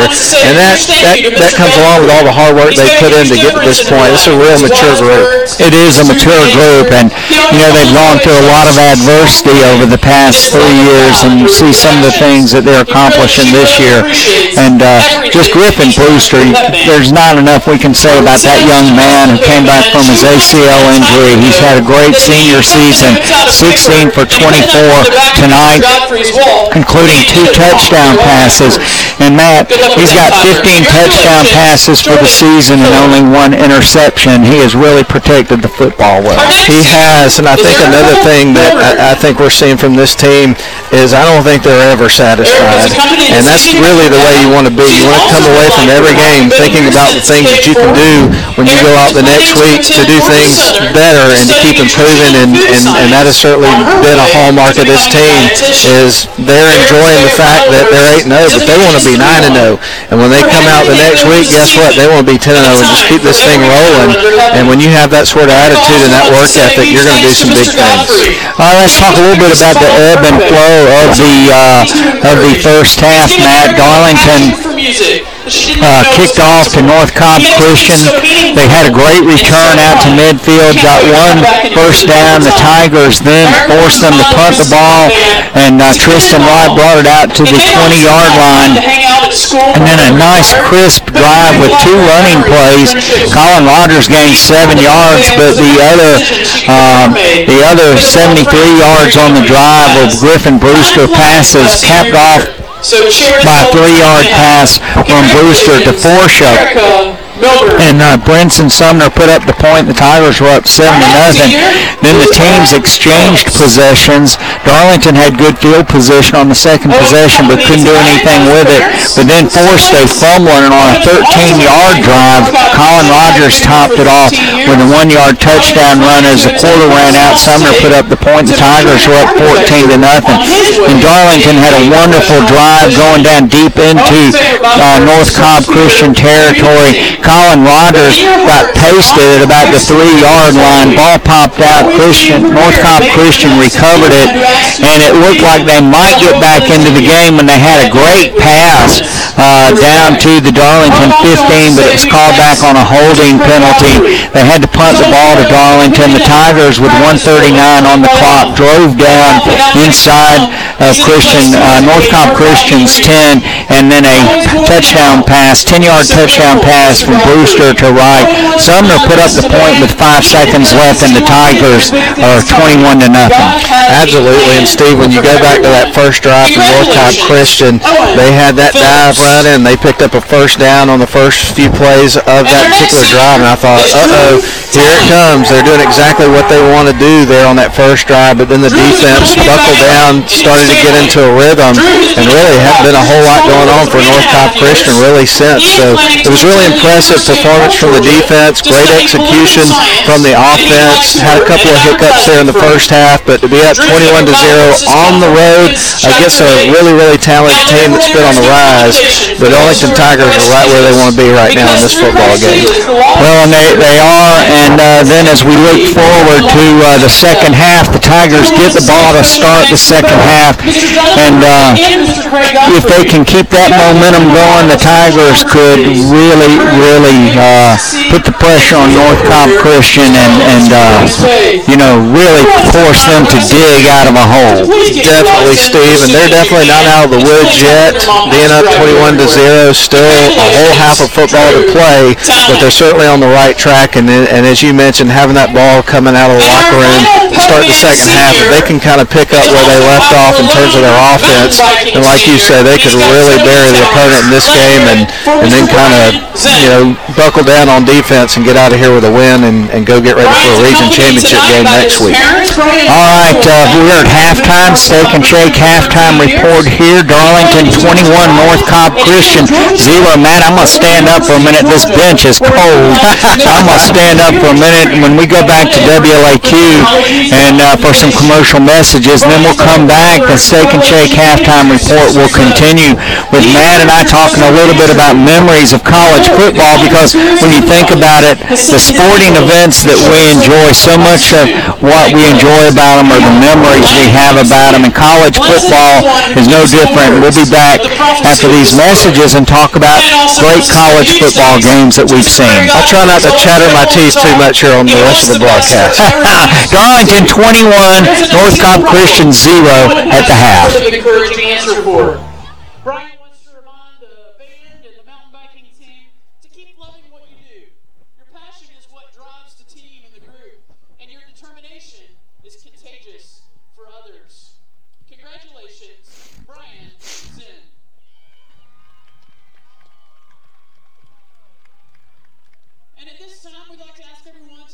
in a word of prayer over these awesome seniors. What a gift they are to us in so many ways. Father, we thank you so much for this evening. We thank you so much for these seniors. We thank you for what they've meant to the cheer squad, to the pep band, to the mountain biking team, to our school here at North Cobb Christian, to their families, to the community. Father, you have loaned these seniors to us for a period of time. And Father, we continue to dedicate them back to you. We know that you have incredible plans for each of them. You created them with a purpose to spend their life following you. And God, we just pray as they continue down this path that they would honor you, that they would seek you first above all things, and Lord, that you would just continue to bless them beyond their wildest imagination. I thank you, Lord, that they know you, they know the truth of your word, and God, we pray you would guard their hearts and their minds. Thank you so much for sharing them with us. Thank you for their parents and their coaches, and Father, we pray that you just would continue to be with them in a powerful way. It's in your name we pray. Amen. Let's hear it one more time for all these awesome seniors.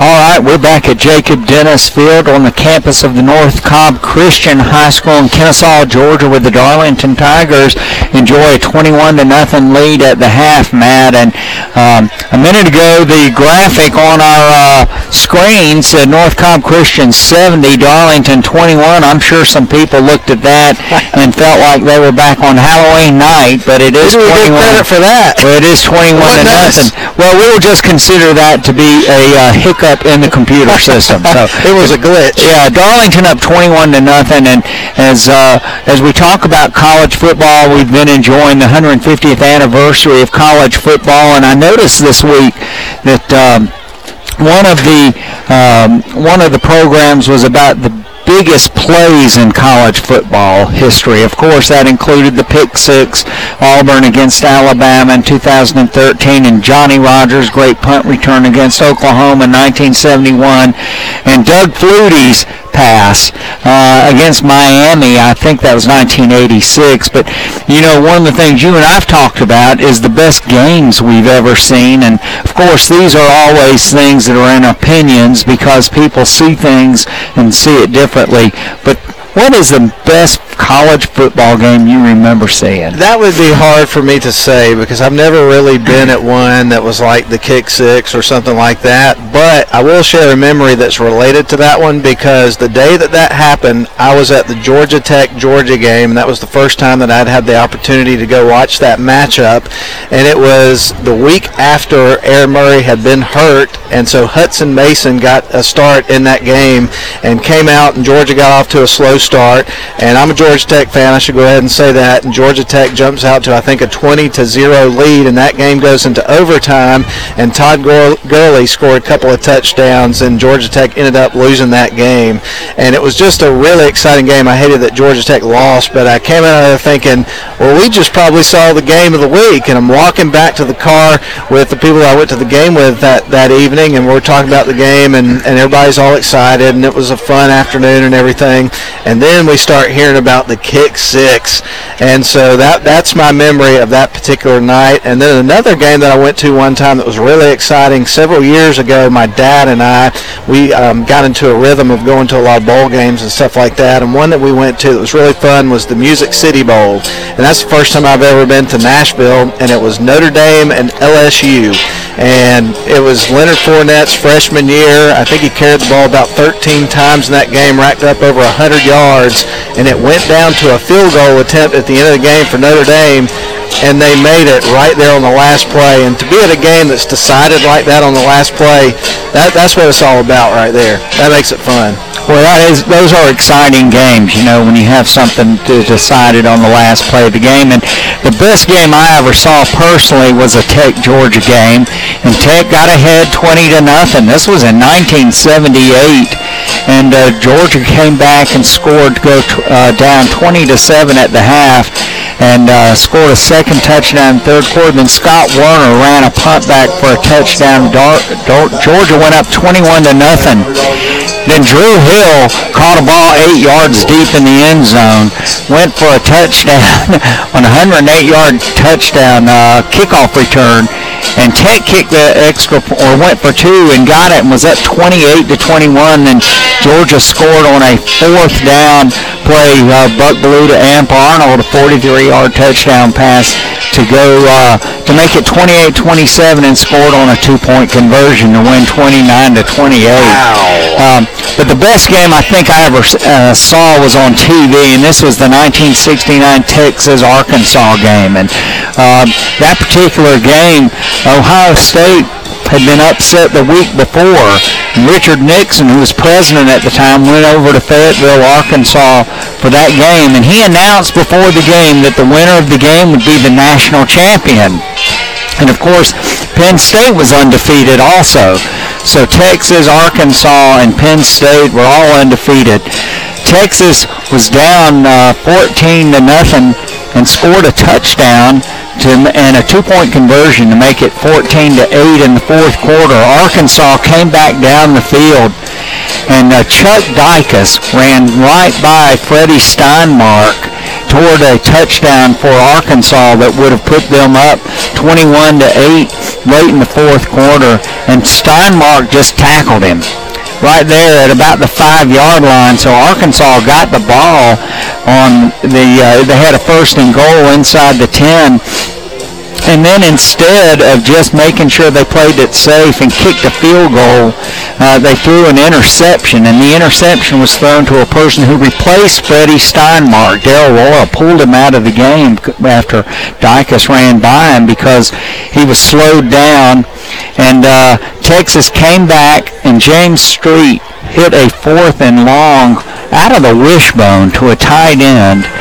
Texas scored, went up, won the game 15-14. But the most poignant thing about it was the week after, on Friday, after the game was played on Saturday, Freddie Steinmark had his leg amputated because of cancer. Wow. And he had played the entire season with part of his bone completely gone in his left leg because of cancer.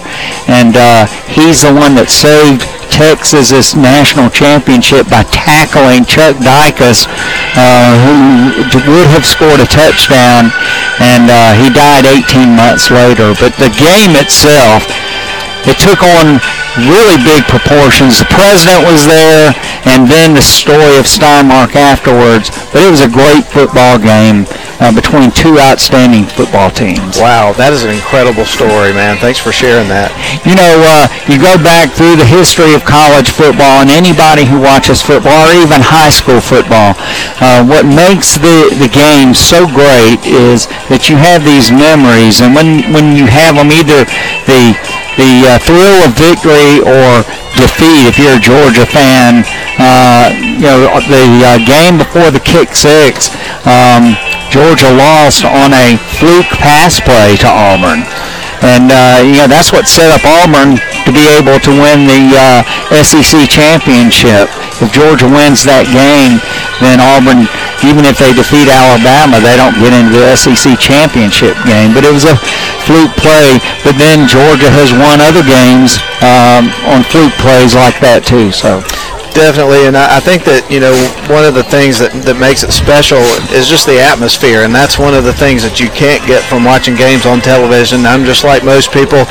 There are a lot of times where I'm like, I think I'll just watch this one on television because the coverage is great, and you get all the different angles and the commentary and things like that, but there's nothing like being there when you have a game that's decided on the last play or a game that's back and forth, and you never know what's going to happen until the bitter end of it and the swing of emotions from, both teams as it takes place, and it's just unbelievable. It's nothing like being there. Even on a night like tonight when it's going to be in the 30s before we're done probably. Yeah, and this is what makes high school football so great. If you look across these two rosters, you have a lot of players on both rosters who are, as you and I would call regular-sized people. And in high school, you can still have people who are not okay. And we're trying to get ourselves situated up here. The executive producer needs her stat sheet, so we'll give those to her. But Matt, great atmosphere, high school football. Definitely so. And while we have a second, Steve, before the game resumes, definitely want to send a shout out to the trainers and all the hard work they put in. Lily Porterfield, Casey Barnett, also Carly Chisholm, and then you have Donnie Brown, and all of them do a phenomenal job, and you got to have all hands on deck to make these things happen, right? Oh, absolutely, and we're very blessed to have such great people working at all levels of football.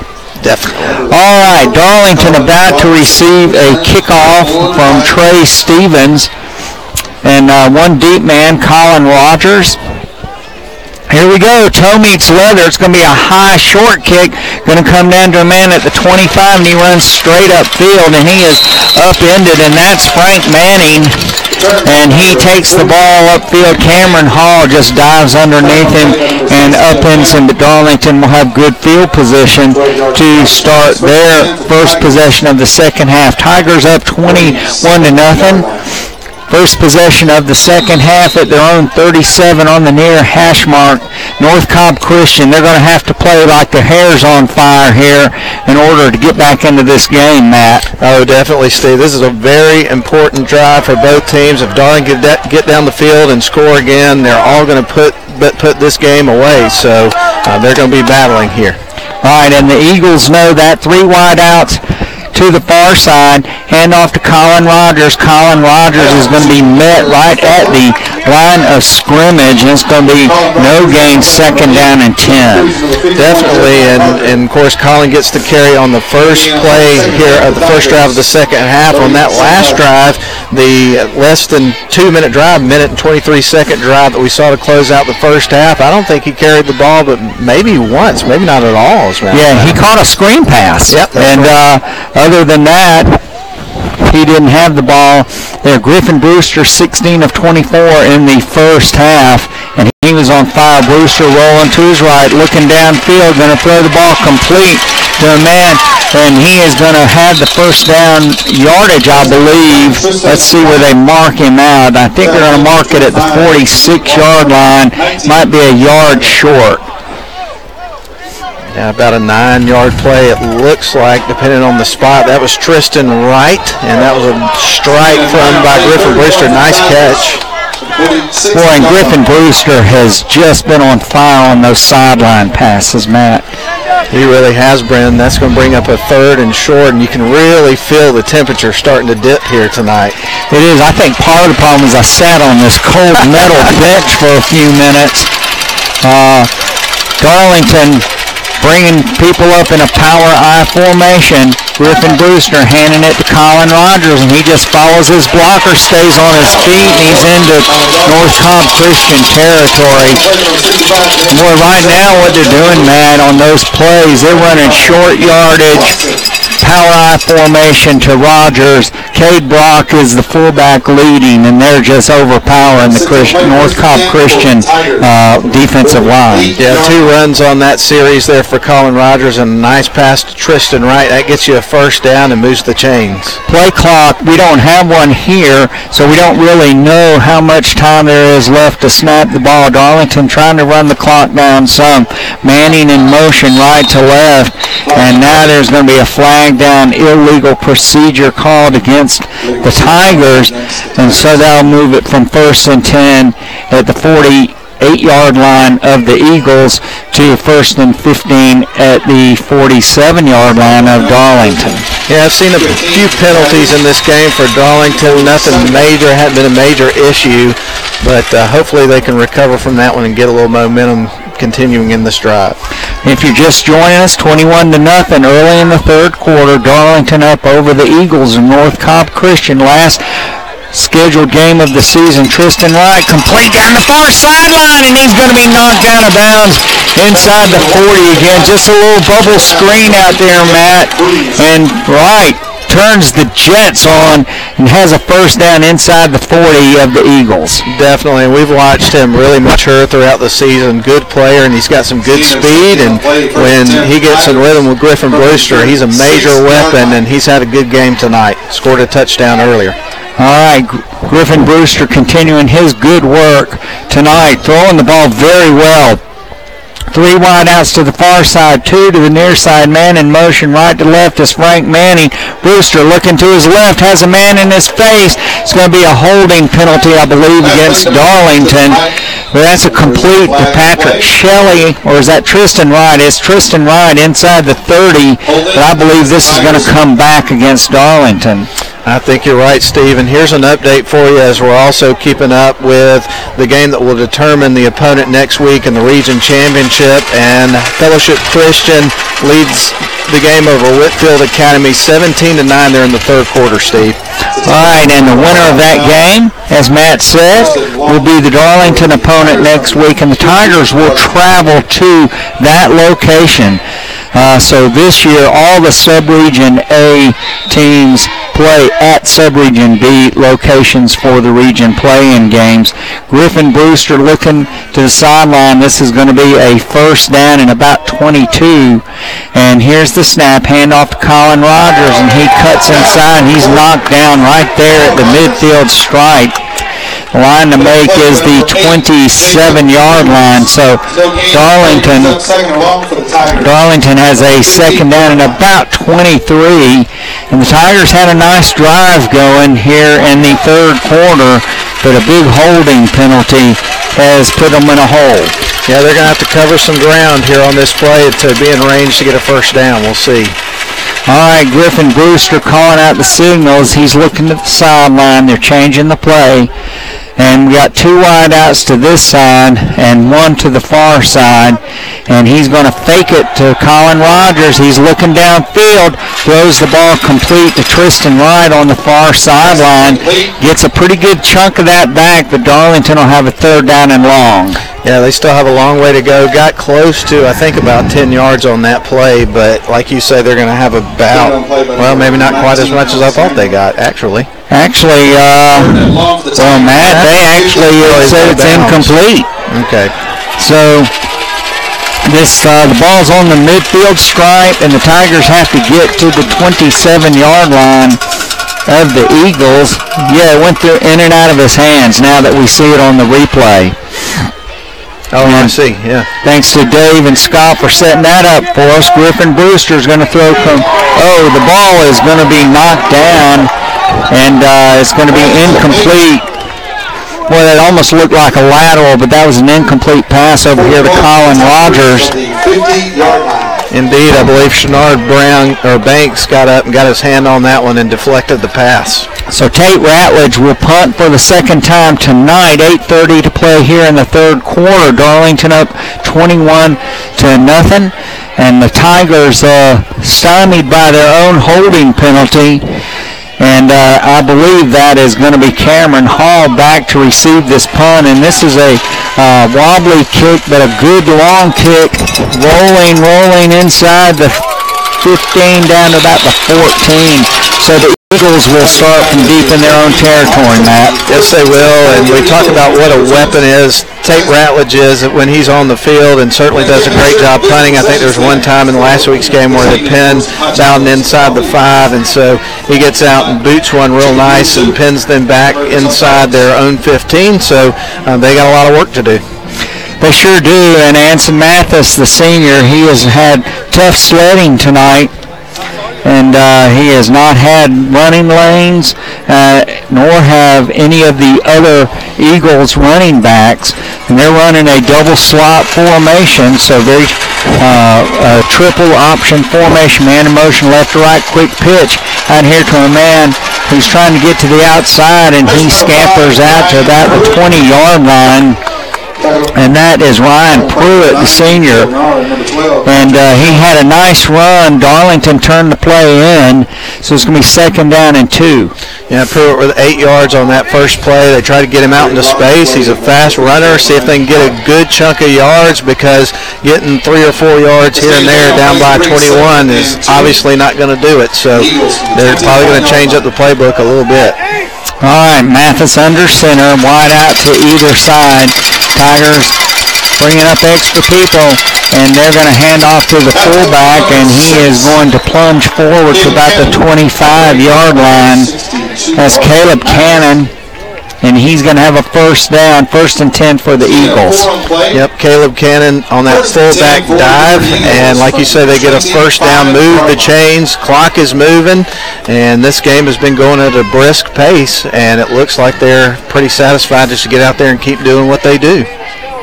All right, it's going to be 1st and 10. They're not in any hurry, Matt. Yeah, that's really unusual. And if you're trailing, you want to move as fast as you can. Mathis under center. He's got a man in motion left to right. He's quick pitch out here. Hampton Watkins was being held, and host of Tigers tackled the ball carrier out at about the 34-yard line, make it the 33. It's going to be a gain of about 7. Yeah, we've seen some big 8. Yeah, I think you're right. We've seen 2 8-yard plays in the last 3 plays here from North Cobb Christian. Yeah, Hampton Watkins did a good job of making sure that was turned in. He was held a little bit. Is there any such thing as a little holding? A slight hold. Yeah, a slight hold.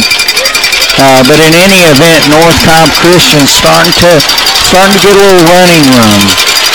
All right, that is Levi Brown far out on the far side, man in motion right to left, and they're going to hand off to the fullback, and he's not going anywhere. He does not get the 1st down. Well, let's see, they are going to give it to him. Wow. All right, so that'll be a 1st down for North Cobb Christian. 1st and 10 at their own 35-yard line. Yeah, picked up a couple of 1st downs, as you mentioned, and of course one of the things that you see with this option offense is they'll run it, and every now and then they'll try to throw it downfield. So you got to feel like at some point, Steve, we're going to see them try to do that again. Yeah, I'm sure they're thinking, hey, we got plenty of time to just run our offense if we make 1st downs. Man in motion left to right, quick pitch out there, and a man had him and let him loose. That was Tate Ratledge, I think, who almost had him behind the line. And but he's going to be out to about the 41-yard line, a gain of 6 on 1st down, and now it's going to be 2nd down and 4. Yeah, a couple of nice moves there by Ryan Pruitt, the senior. He's not a real big guy, but he's fast and he's shifty, and he can make you miss, and we saw him do that a couple of times on that run. All right, Darlington up 21-0. 5 minutes to play here in the 3rd quarter. Tigers trying to hang on to an unbeaten season. And North Cobb Christian methodically trying to move the ball downfield. They trail again by 21. There's going to be a fake. And it's going to be a touchdown pass to Levi Brown, a fake to a wingback, and that's exactly exactly what North Cobb Christian needed. Anson Mathis threw that ball right downfield, and that's going to be a 57-yard touchdown pass. And we just talked about it, Steve. This offense, they'll get out, run a bunch of run plays, lull you to sleep with that, and then eventually they're going to try to get the ball down the field. They did it there, executed. The pass was to Levi Brown, a big play, and all of a sudden North Cobb Christian feels like they're starting to get back in this game. Yeah, and they're a good football team, so, you can't take them lightly. Even if you're up 21-0, you can't take them lightly. Now it's 21-6. And movement all over the place. Let's see, illegal procedure by the Eagles. So Trey Stevens will have to try to kick this extra point from 5 yards further back. Luke Brock will hold. Let's see where they put it down. But 4:43 to play here in the third quarter. And the Eagles cutting into the Darlington lead here. All right, we'll try this again. Luke Brock will hold for Stevens. Ball's down, it's up. It is no good. He pulled it to the left. So with 4:43 to play, 21-6, Darlington up by 15. We'll send it back to WLAQ for a 30-second break, and we'll be right back after these messages. Fans, we still have hot chocolate, coffee, hot chicken noodle soup available. Concession stand.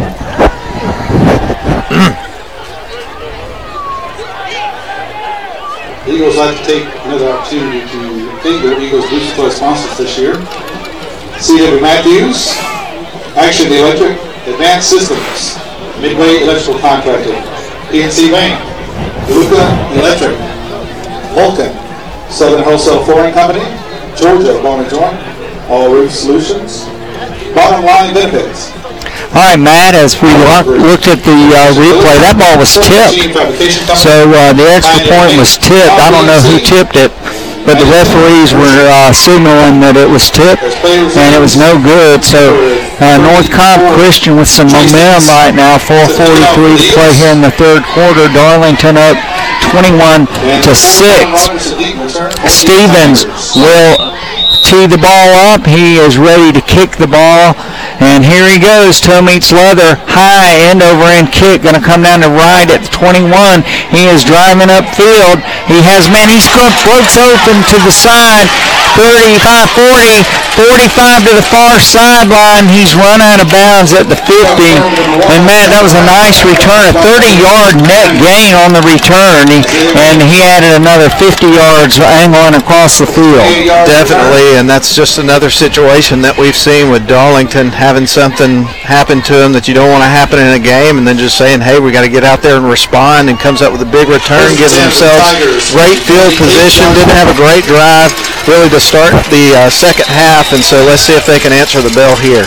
All right, the ball's going to be marked at the 48-yard line of the Tigers. And this is where Darlington needs to assert itself and get control of the game again. No question about it. 3 wide outs to the near side, 1 to the far side. Everybody getting set. Griffin Brewster, he's going to throw the ball complete to Patrick Shelley. Patrick Shelley is going to be tackled by number 25, Nate Watson. And that was a really nice play. And let's see, is there a flag on the play? It's going to be a completed pass for about a 5-yard gain. And the referees are conferring. I don't see the flag on the ground. Right in front of one of the officials' feet, right about the 42-yard line. Okay. It's kind of covered by his shadow. It's kind of hard to see it. All right. The Tigers really hurt themselves with a penalty on the last drive.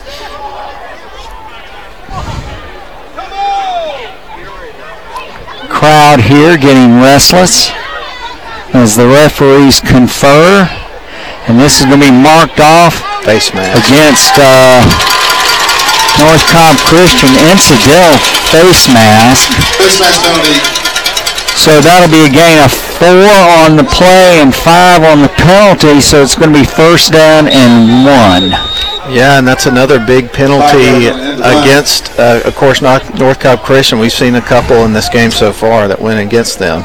I'm not sure I've ever seen a first down and 1 before, but we see it now.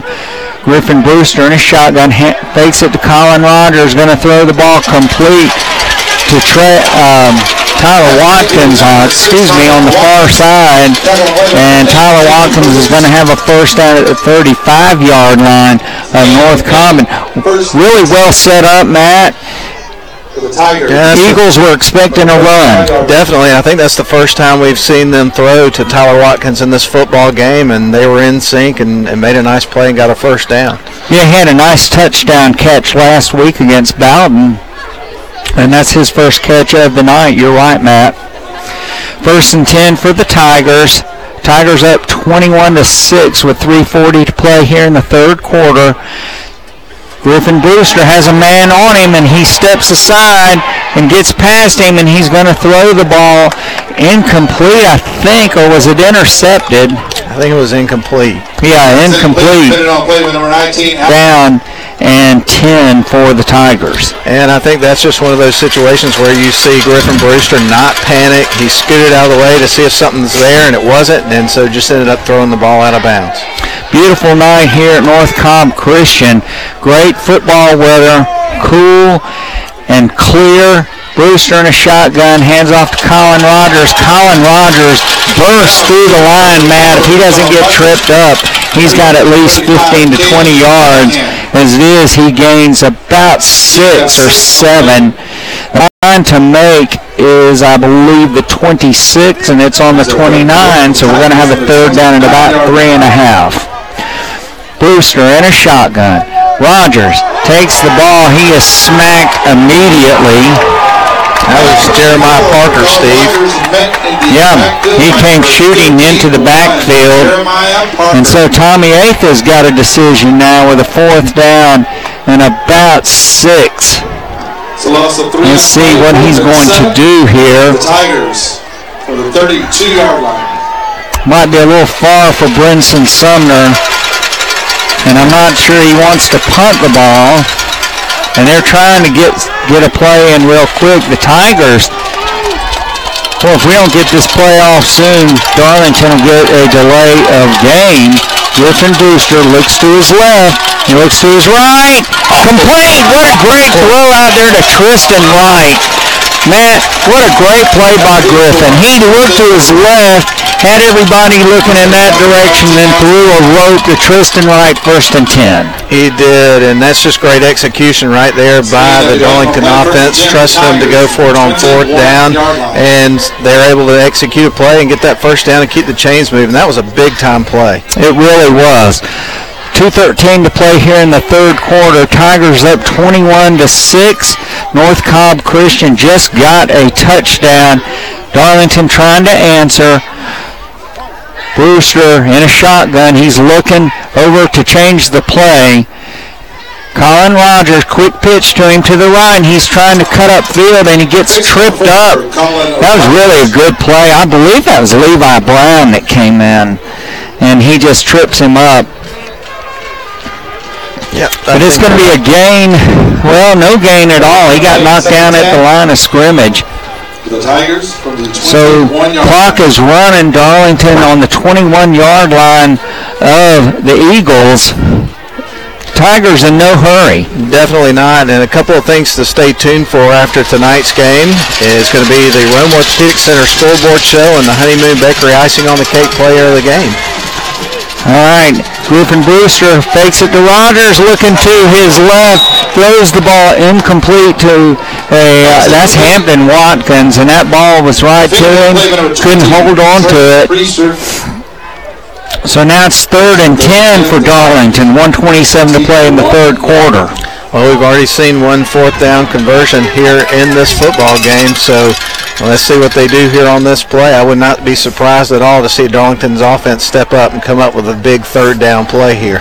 All right, 3rd and 10, 3 wideouts to the near side, 1 to the far side. Tigers trying to get themselves set into position. No play clock, so we don't really know how much time is left. Brewster with the snap, looking to his right. Oh, almost intercepted. And boy, they were looking at him. They were looking for him to throw that ball to Tristan Wright. Yeah, he's gone to him a whole lot tonight, so I don't think there was a whole lot of mystery of what was going on with that play, and they're going to bring on Brinson Sumner. And this is a huge, huge kick for the Tigers right here. Sumner will put the ball down. This looks like it's going to be about the 28-yard line.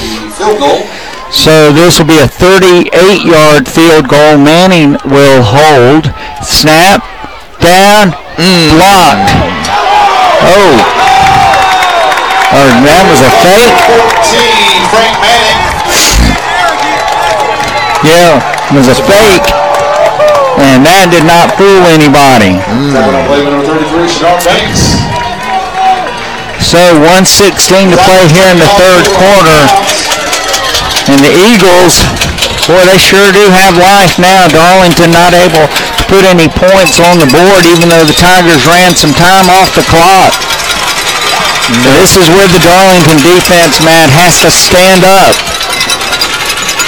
Definitely, in the first two drives in the second half did not go very strong. A punt and a turnover.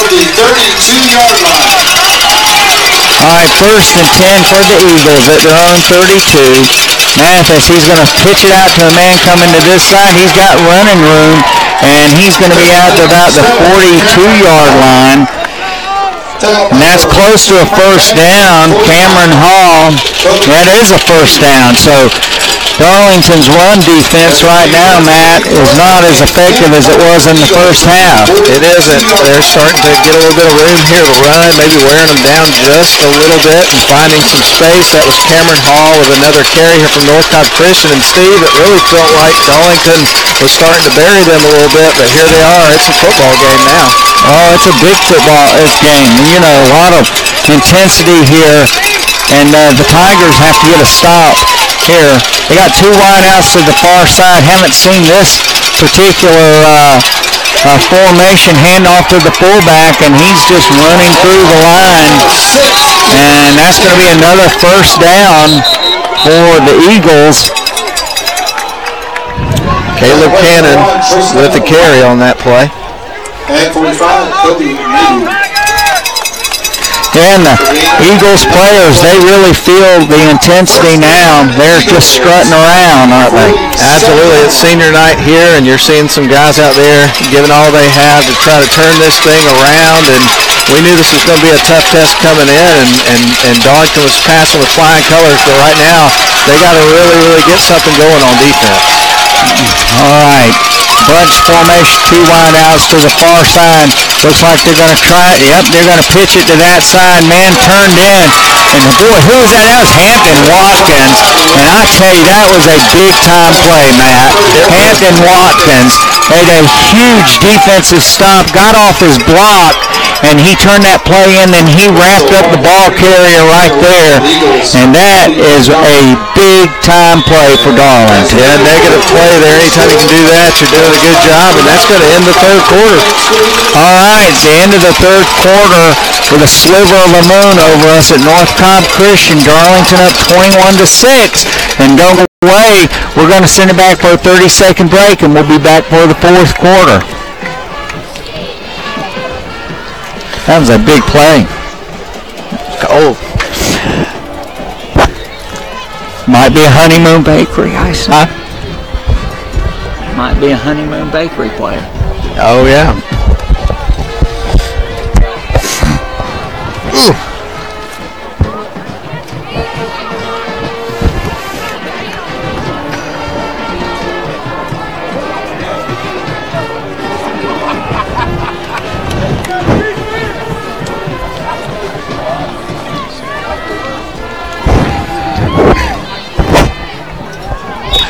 Well, back at Jacob Dennis Field, Matt, we are in a shootout with those guys. So they're really coming hard at Darlington. Great play by Hampton Watkins to end the third quarter.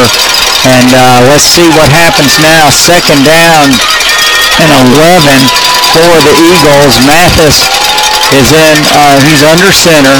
He's going to pitch it to the right to number 7, and that is Cameron Hall.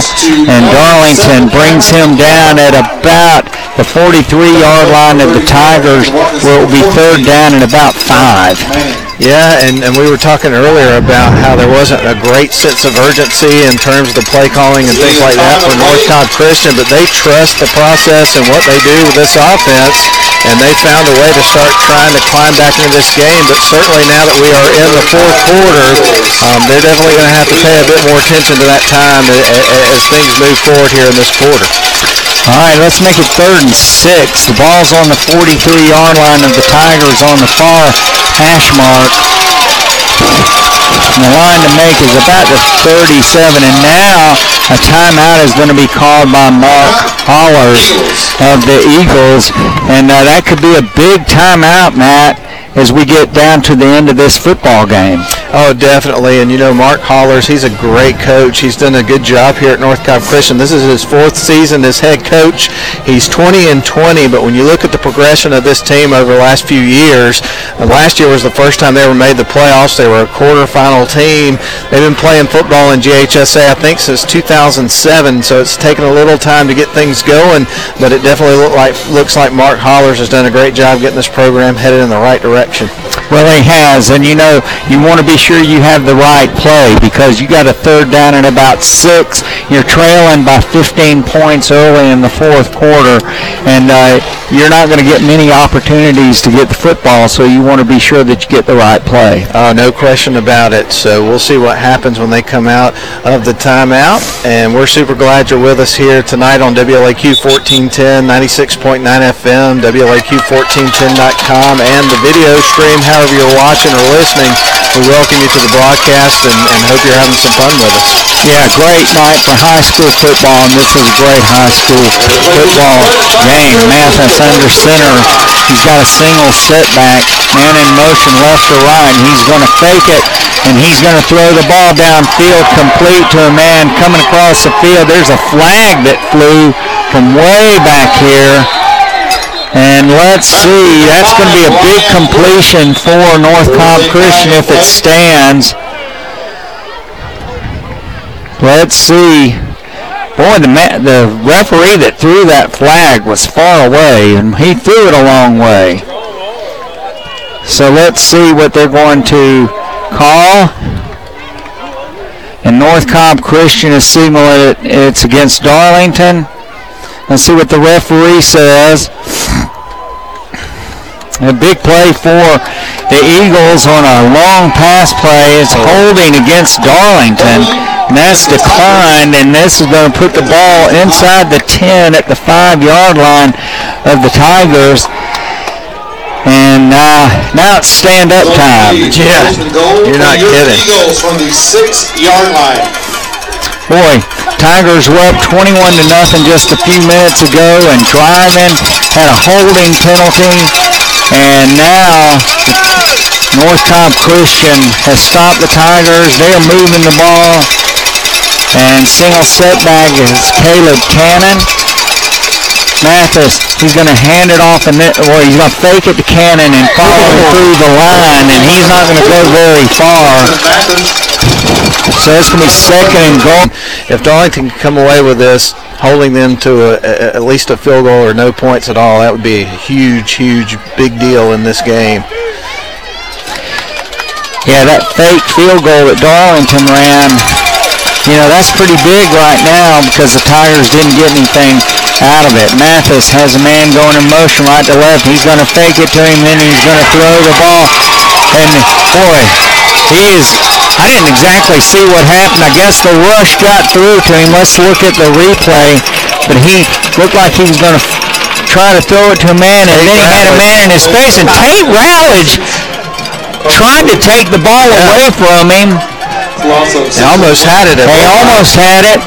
That's going to be a big loss back to the 12-yard line. And, boy, Tate Rowledge was in his face, and he could not throw the football, and that's a huge loss for the Eagles. 3rd down and goal from the 12. This is a huge play. It is one wide out to either side, man in motion, right to left. He fakes it. And now there's going to be illegal procedure called against the Eagles. So this will move them back another 5 to the 17. So, Matt, this will be a third down and goal from the 17. And you know, one of the things that's interesting about this drive started with 1:07, I believe, left in the third quarter, and now we've already chewed up about 3 minutes here of the final quarter of the football game. Darlington's defense has really stood up on the last couple of plays, and that illegal procedure, I'm sure, was over there where that man's facing Tate Ratledge. Mathis, he's under center, single setback, man in motion, right to left. He's going to fake it out there on a pitch. He's going to throw the ball. Holy cow, two Darlington players collided with each other, or it would have been intercepted. Boy, Mathis, he just threw that ball up right into coverage. Tristan Wright. Yeah, I think they were both watching the ball, and they collided, and one of them certainly could have made a play for that and get an interception, and that was just effort right there, but unfortunately, they weren't able to get the interception, but it is fourth down. Boy, Colin Rogers did a little dance after that, too. All right, this is a big play here. This might be the ball game for North Cobb Christian. Fourth down and goal from the 17-yard line. Mathis, he is under center. Man in motion. Left to right. He fakes it to him, and now another stoppage in the action. Delay of game against North Cobb Christian. Yeah, the penalties will kill these drives, and we've certainly seen that on this drive. And then, like you mentioned, the defense has just really stood up for Darlington, playing with a lot of energy right now. So they've gone from a first and goal at the 5 to they ran a little, can't remember what you call it, but the quarterback faked it to the fullback and followed him into the line. And Tate Ratledge blew up a pass play, and then multiple penalties. Mathis, he's going to fake it. Tate Ratledge, holy cow, Tate Ratledge. Tate Ratledge crushes Mathis as he's looking downfield. The ball pops out. It's recovered by North Cobb Christian. And I think Luke Lewis was in on that too. But that's going to be a turnover on downs to Darlington, and Matt, that's exactly what the Tigers needed. That is massive. That takes the momentum away from North Cobb Christian. You get a stop, remain up 21-6. Not only that, all of that sequence took a lot of time off the clock, and so we've chewed up, almost 4 minutes of this last quarter, and this drive carried over from the third quarter. So that was a lot of time to come up with no points there for North Cobb Christian. Well, you're right, and we'll go through the sequence again after this play by Darlington. 3 wideouts to the far side, 1 to the near side, 8:16 to play in the football game. Tigers up by 15. Handoff to Colin Rogers, and Colin Rogers has a man who rides him down at the 24, but they had a first and goal at the 5. Ran a midline where the quarterback Mathis followed the running back into the hole. He got thrown backwards, and Tate Ratledge takes the ball away from Mathis as he's trying to pass, and it's recovered at the 12. When Ratledge can't quite hold on to it, and then they got illegal procedure penalty, then a near interception, then a delay of game penalty, and then a fourth down play that they make nothing on. And then that's a complete pass by Brewster to the far side, but there's nothing there, and Darlington's going to have a third down and about 8, but the clock is running, and that was a huge sequence of plays that was bad for the Eagles inside the 10-yard line. Definitely, and like you mentioned, the clock running. Obviously, Darlington at this point in time being very deliberate and taking their time, but you sure would like to see them get a first down and move the chains and try to put this thing away. All right, 1 wide out to the far side, 3 to the near side, which is the far side of the field, the wide side, and Colin Rogers on a little counter play. North Cobb Christian is not fooled by that at all. 20 to play in the football game. But you're right, Matt, it sure would have been nice to get a first down there. Definitely, and this has been a difficult half for Darlington on offense for whatever reason. They've just not been able to get anything going, and so you've seen them have to punt on their first drive, and then, of course, they had the interesting field goal situation on the last drive, turned it over on downs, and then now 3 and out. All right, Tate Ratledge in punt formation. Here's the kick, and it's going to be a high, good spiral. It's going to come down to a man who catches it at about the 48-yard line of the Eagles. They'll have good field position with about 6:08 to play here in the football game. Yeah, I mean, definitely an opportunity here for North Cobb Christian if they can move the football and try to score and make this a one-score game. 6:08, certainly time is of the essence, and here you have another situation where you're asking a lot of this Darlington defense, but they've answered the call all year long, Steve, and so I definitely think this team has another stop or two in them before this game's over. Well, I think you're right, and of course Tate Ratledge just took control on those last few plays. Let's see what happens here. Mathis under center. He's going to roll out to the near side. Tate Ratledge pulls him down while he's throwing the ball, and it's incomplete, and boy, Tate just grabbed him and threw him down, Matt. He really did, and it seems like that guy has just an endless supply of energy in these football games, and for a guy that's his size, it's just unbelievable to watch it. And we talk about obviously his size, but he's such a physical and athletic kid, and he can move around and does a lot of different things, and so it's been a joy to watch him week in, week out. Well, I've said I think he is the best football player I've ever seen at Single A. And he has just gotten better and better as the season has gone on. And in this game, he has just really, really pasted Mathis. Mathis is going to hand off on a counter play to number 7, Cameron Hall, and he's going to have a first down. And that was a nice play on a counter for North Cobb Christian. They're going to have a first down. And the thing about this North Cobb Christian team, and we've seen this the last few years, they never throw in the towel. They are just absolutely relentless and keep coming at you, and everybody's going to be whipped by the time this game is over. Yeah, it's going to be a 1st and 10 for the Eagles at the 38-yard line of Darlington on the far hash, and that was a play where Hall was knocked out of bounds, so the clock stopped, and it stayed stopped. So the Darlington Tigers, they've got their work cut out for them here. 1st and 10 for the Eagles, man in motion, and they're going to do the same play. It's just a little counter play, and Hall escapes a tackler, and now he's going to be down inside the 20-yard line. And that was a nice run, just the exact same play they ran a moment ago. It's going to be 1st and 10 for the Eagles with 5:46 to play here in the football game. Yeah, you definitely don't want to let Cameron Hall loose because the kid has some fast wheels. If he finds some open space, he's going to chew up some yards, comes up with 2 big plays in a row, and here's NCC in the red zone again. Yeah, and the Eagles really playing well offensively here in the second half. Man in motion right to left, and they're going to hand it to the fullback. He keeps his legs moving, but he is going to be tackled after maybe a gain of a couple. It's going to be 2nd down and about 8. Yeah, big stop there for the Darlington defense.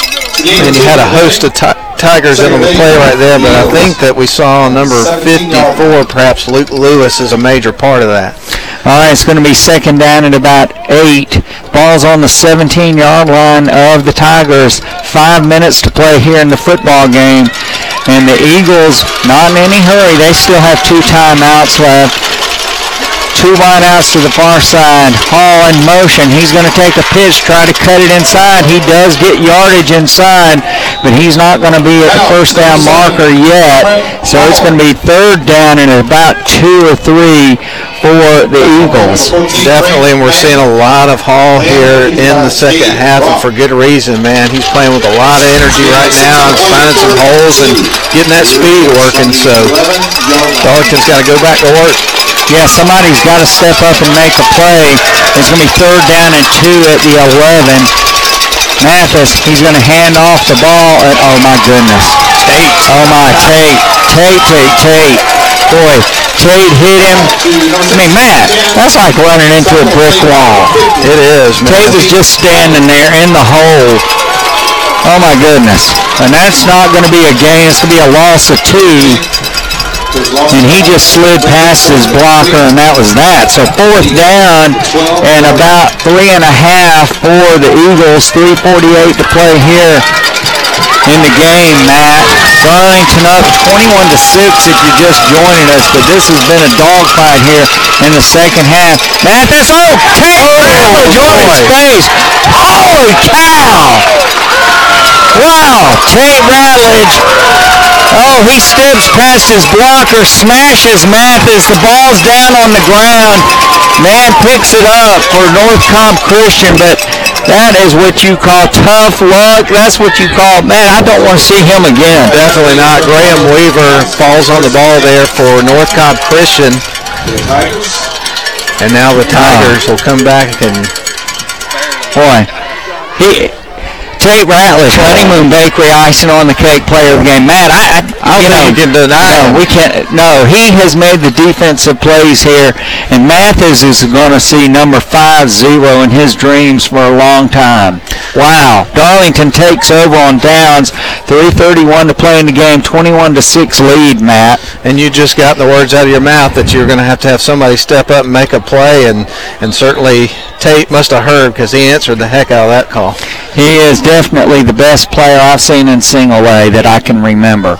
Brewster under center, hands up, or pitches to Colin Rogers on the left side. Colin Rogers gets knocked down after he gets outside the 15 out to about the 11. It's going to be a gain, up to about the 16. It's going to be a gain of about 4, maybe 5. Let's see where they mark it.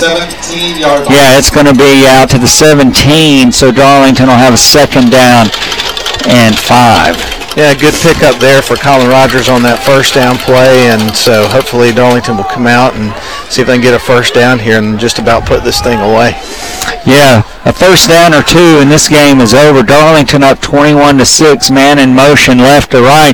Pitch to Colin Rogers coming to this side. He's got running room 25 and he lowers his shoulder and he's going to have a first down out at past the 25. And Matt, number 25, Nate Watson for the Eagles, 5'9", 145 pounds, got smashed by Colin Rogers. Yep, he really did, and of course he's played great tonight on both sides of the ball. We've called his name on offense and defense, and it's just been a great night for Darlington football. It's kind of had some dicey moments here in the second half, but the defense has stood tall, and it looks like they're going to come away with their 9th win of the season. 9-0, that sounds great. Yeah, and Matt, 6 points for the Eagles, and the Tigers are giving up 8.63 coming into the game. So the points that the defense has given up will drop slightly after tonight's game. And we'll get you a Fellowship Christian Whitfield Academy score. Timeout on the field here. Matt's looking for that score. This is who Darlington will play next week, the winner of that game. Well, it looks like it is going to be, as we have a final for you, Fellowship Christian. They win tonight, going away 31-9 over Whitfield. So we'll load up the radio station in a box and go down to Fellowship Christian next Friday night. Not very far from here. I've never been there before. Have you? I have never been there before. It's in North Fulton County near Roswell, so it's not too far from here. But that will be who we play next week, the Paladins of Fellowship Christian. Boy, that'll be a great game. They're undefeated. Darlington undefeated. 2 teams trying to close out the regular season with a win. And, boy, that's going to be a great atmosphere. It'll be a fantastic atmosphere. It doesn't get better than that. And obviously you're looking at 2 teams that have produced at a high clip in terms of the offense throughout this year and just been outstanding teams. And that's what you want to see when you get to this point of the season, to see the best teams play the best teams and then see how everything shakes out at the end of the game. So I know we're all looking forward to that one. Yeah, and if you're going to make a point for being the best, you got to play the best. That's right. All right, this is going to be a 1st and 10 for Darlington at their own 28-yard line. Hand off to Colin Rogers. Colin Rogers, he just goes bowling over a couple of people out to about the 31-yard line. That's going to be a gain of about 3 or 4. Let's see where they mark it. We're about, and here we are inside 2 minutes of the football game, and barring some disaster, the Tigers will run their record to 9-0 for the 2019 season.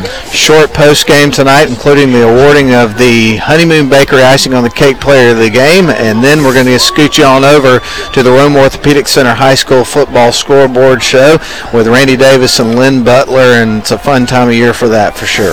All right, 1:34 to play in the game. Griffin Brewster pitches to Colin Rodgers. Colin Rodgers getting on the outside over on the far side out to about the 36-yard line. He'll be about 2 yards shy of a first down, and the hourglass is running out on the Eagles of North Cobb Christian.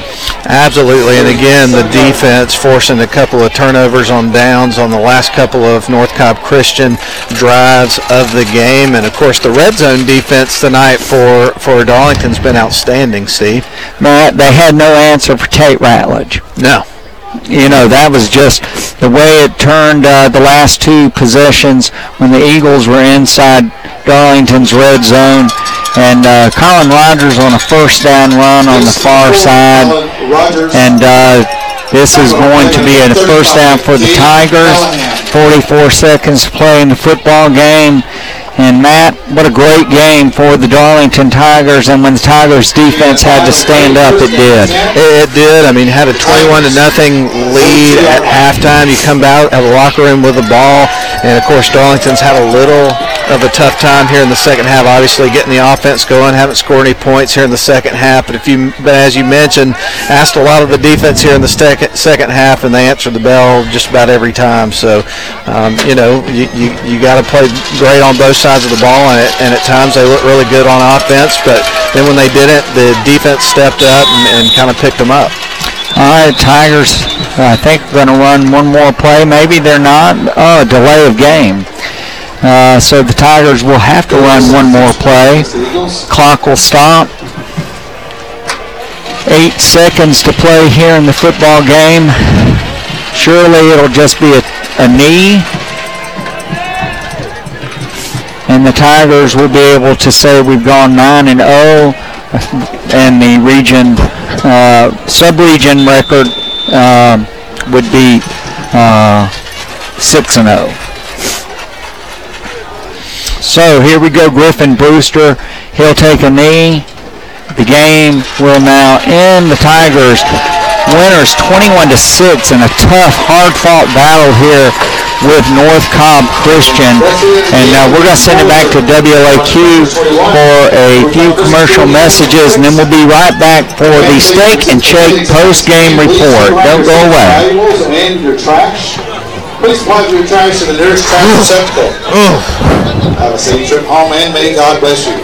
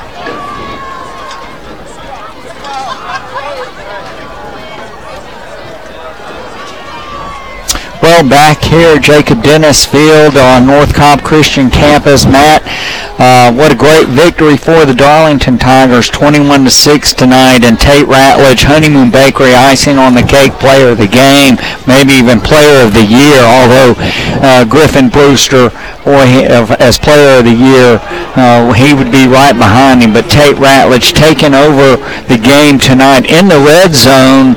When North Cobb Christian got into the red zone, Tate took over, and he just made North Cobb Christian look bad. Absolutely, he did, and it was really a tale of two halves. As you often hear people say, Darlington on offense there in the first half was really clicking, came up with a few scores to go up 21-0. Then in the second half, you kind of had the feeling that would carry over from the locker room, but they never really got that rhythm and momentum going on offense, and you got to credit North Cobb Christian for coming out and really fighting hard in that second half. But as you mentioned, the defense really stepped up, particularly Tate Ratledge in terms of those situations with the red zone, and Darlington's able to come away with a win, and at times it wasn't pretty, but they got the job done. They finish up the game 21-6. Now they're 9-0, and they have an opportunity, like you mentioned earlier, next week to go to Fellowship Christian against a really good football team and have an opportunity to go 10-0 for the regular season, and I certainly hope we get to see them do that next week. Yeah, and just looking at the stats here, Matt, Darlington ran 51 plays, 26 rushes, 35 passes. Griffin Brewster, 22 for 35 tonight. And then with North Cobb Christian, of course, they normally run the ball more. They only had 24 rushes for the night, and they were 3 for 7 passing. 18 first downs for the Tigers to 8 for North Cobb Christian. But, Tate Ratledge, he's the story. He is the story tonight for the Darlington Tigers, especially on defense. And there's another part of the story as well. There's a massive banner that the Darlington cheerleaders are holding up right now, and there's a ball that is in Tommy Atha's hands as he speaks to his team. It's a big night for him as a head coach because guess what, Steve? 150th victory tonight here at North Cobb Christian. So congratulations to Tommy Atha and to his team, and this is just a big night for this football team, and I know he's got to be super proud of them and also excited about notching that 150th win, a big milestone for him as a head coach. Well, it is, and we've said many, many times on these broadcasts how fortunate Darlington is to have Tommy Atha at Darlington. Not only is he an outstanding football coach, but his leadership for these young men, he is just one of those rare people that comes along. And when you look at the fact that the past two coaches at Darlington have been Jerry Sharp and Tommy Atha, you're looking at two generations basically of kids coming through Darlington with two of the most outstanding role models. But boy, Tommy Atha, 150th victory tonight. What a great victory for him. Absolutely, and just a really nice, humble guy. And as you mentioned, it's on the field, but it's also off the field. He does a lot, for the community and sets a great example for these young men. And so, anybody out there that has a son and they want to play high school football, that's one of the men right there that you'd be happy to have your kids play for sure. Absolutely. I would entrust my son, my grandson to him. Anybody, if you could entrust him to Coach Tommy Atha, and you'd have a winner. It's a big night. It is. All right, real quickly for the scoring, then we go to Rome Orthopedic Center scoreboard. Griffin Brewster had a great night, 16 for 24 passing, just stood in the pocket, had a couple of times he escaped from the rush, but the scoring tonight for the Darlington Tigers, Brewster to Forsha for a touchdown. Sumner put up the point, and then Colin Rogers on a 1-yard touchdown run to end the first quarter. Sumner put up the point, and then 10-yard touchdown pass from Brewster to Tristan Wright. Sumner put up the point. Darlington 21 points, and then in the second half, no points for the Tigers. A 58-yard touchdown pass from Mathis to Brown, and Stevens put up Stevens kicked the extra point, but it was partially blocked. It was no good, and the final score was 21-6. Tommy Atha on the shoulders of his players in front of the banner down there. What a great man, what a great coach, what a great friend to so many Darlington people, and we want to congratulate Coach Atha on his 150th victory here at North Cobb Christian. I want to keep calling it Christian Heritage, North Cobb Christian. Well, what a special night, and it was great to get to be here as a part of the broadcast team and work the game with you, Steve. It's always a lot of fun, and we'll pack it up and go home and then get ourselves ready to do it again next weekend. Yeah, next week, Fellowship Christian, the region play-in game. The winner of that game wins Region 6A, going into the public school single A playoffs, and it'll be a great game against the Paladins, both teams undefeated. So we'll see you next week, 7:30. Well, we'll be on there about 7:15. We'll be coming to you from the campus of Fellowship Christian. But in the meantime, savor this victory. Darlington 21, North Cobb Christian 6. The Tigers 9-0 for 2019. And next week, the great Paladins of Fellowship Christian. We'll see you then. God bless you.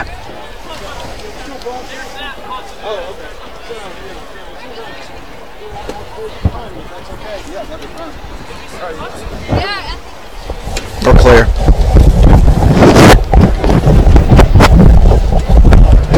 Great. Steve. Man, we're going to have fun next week.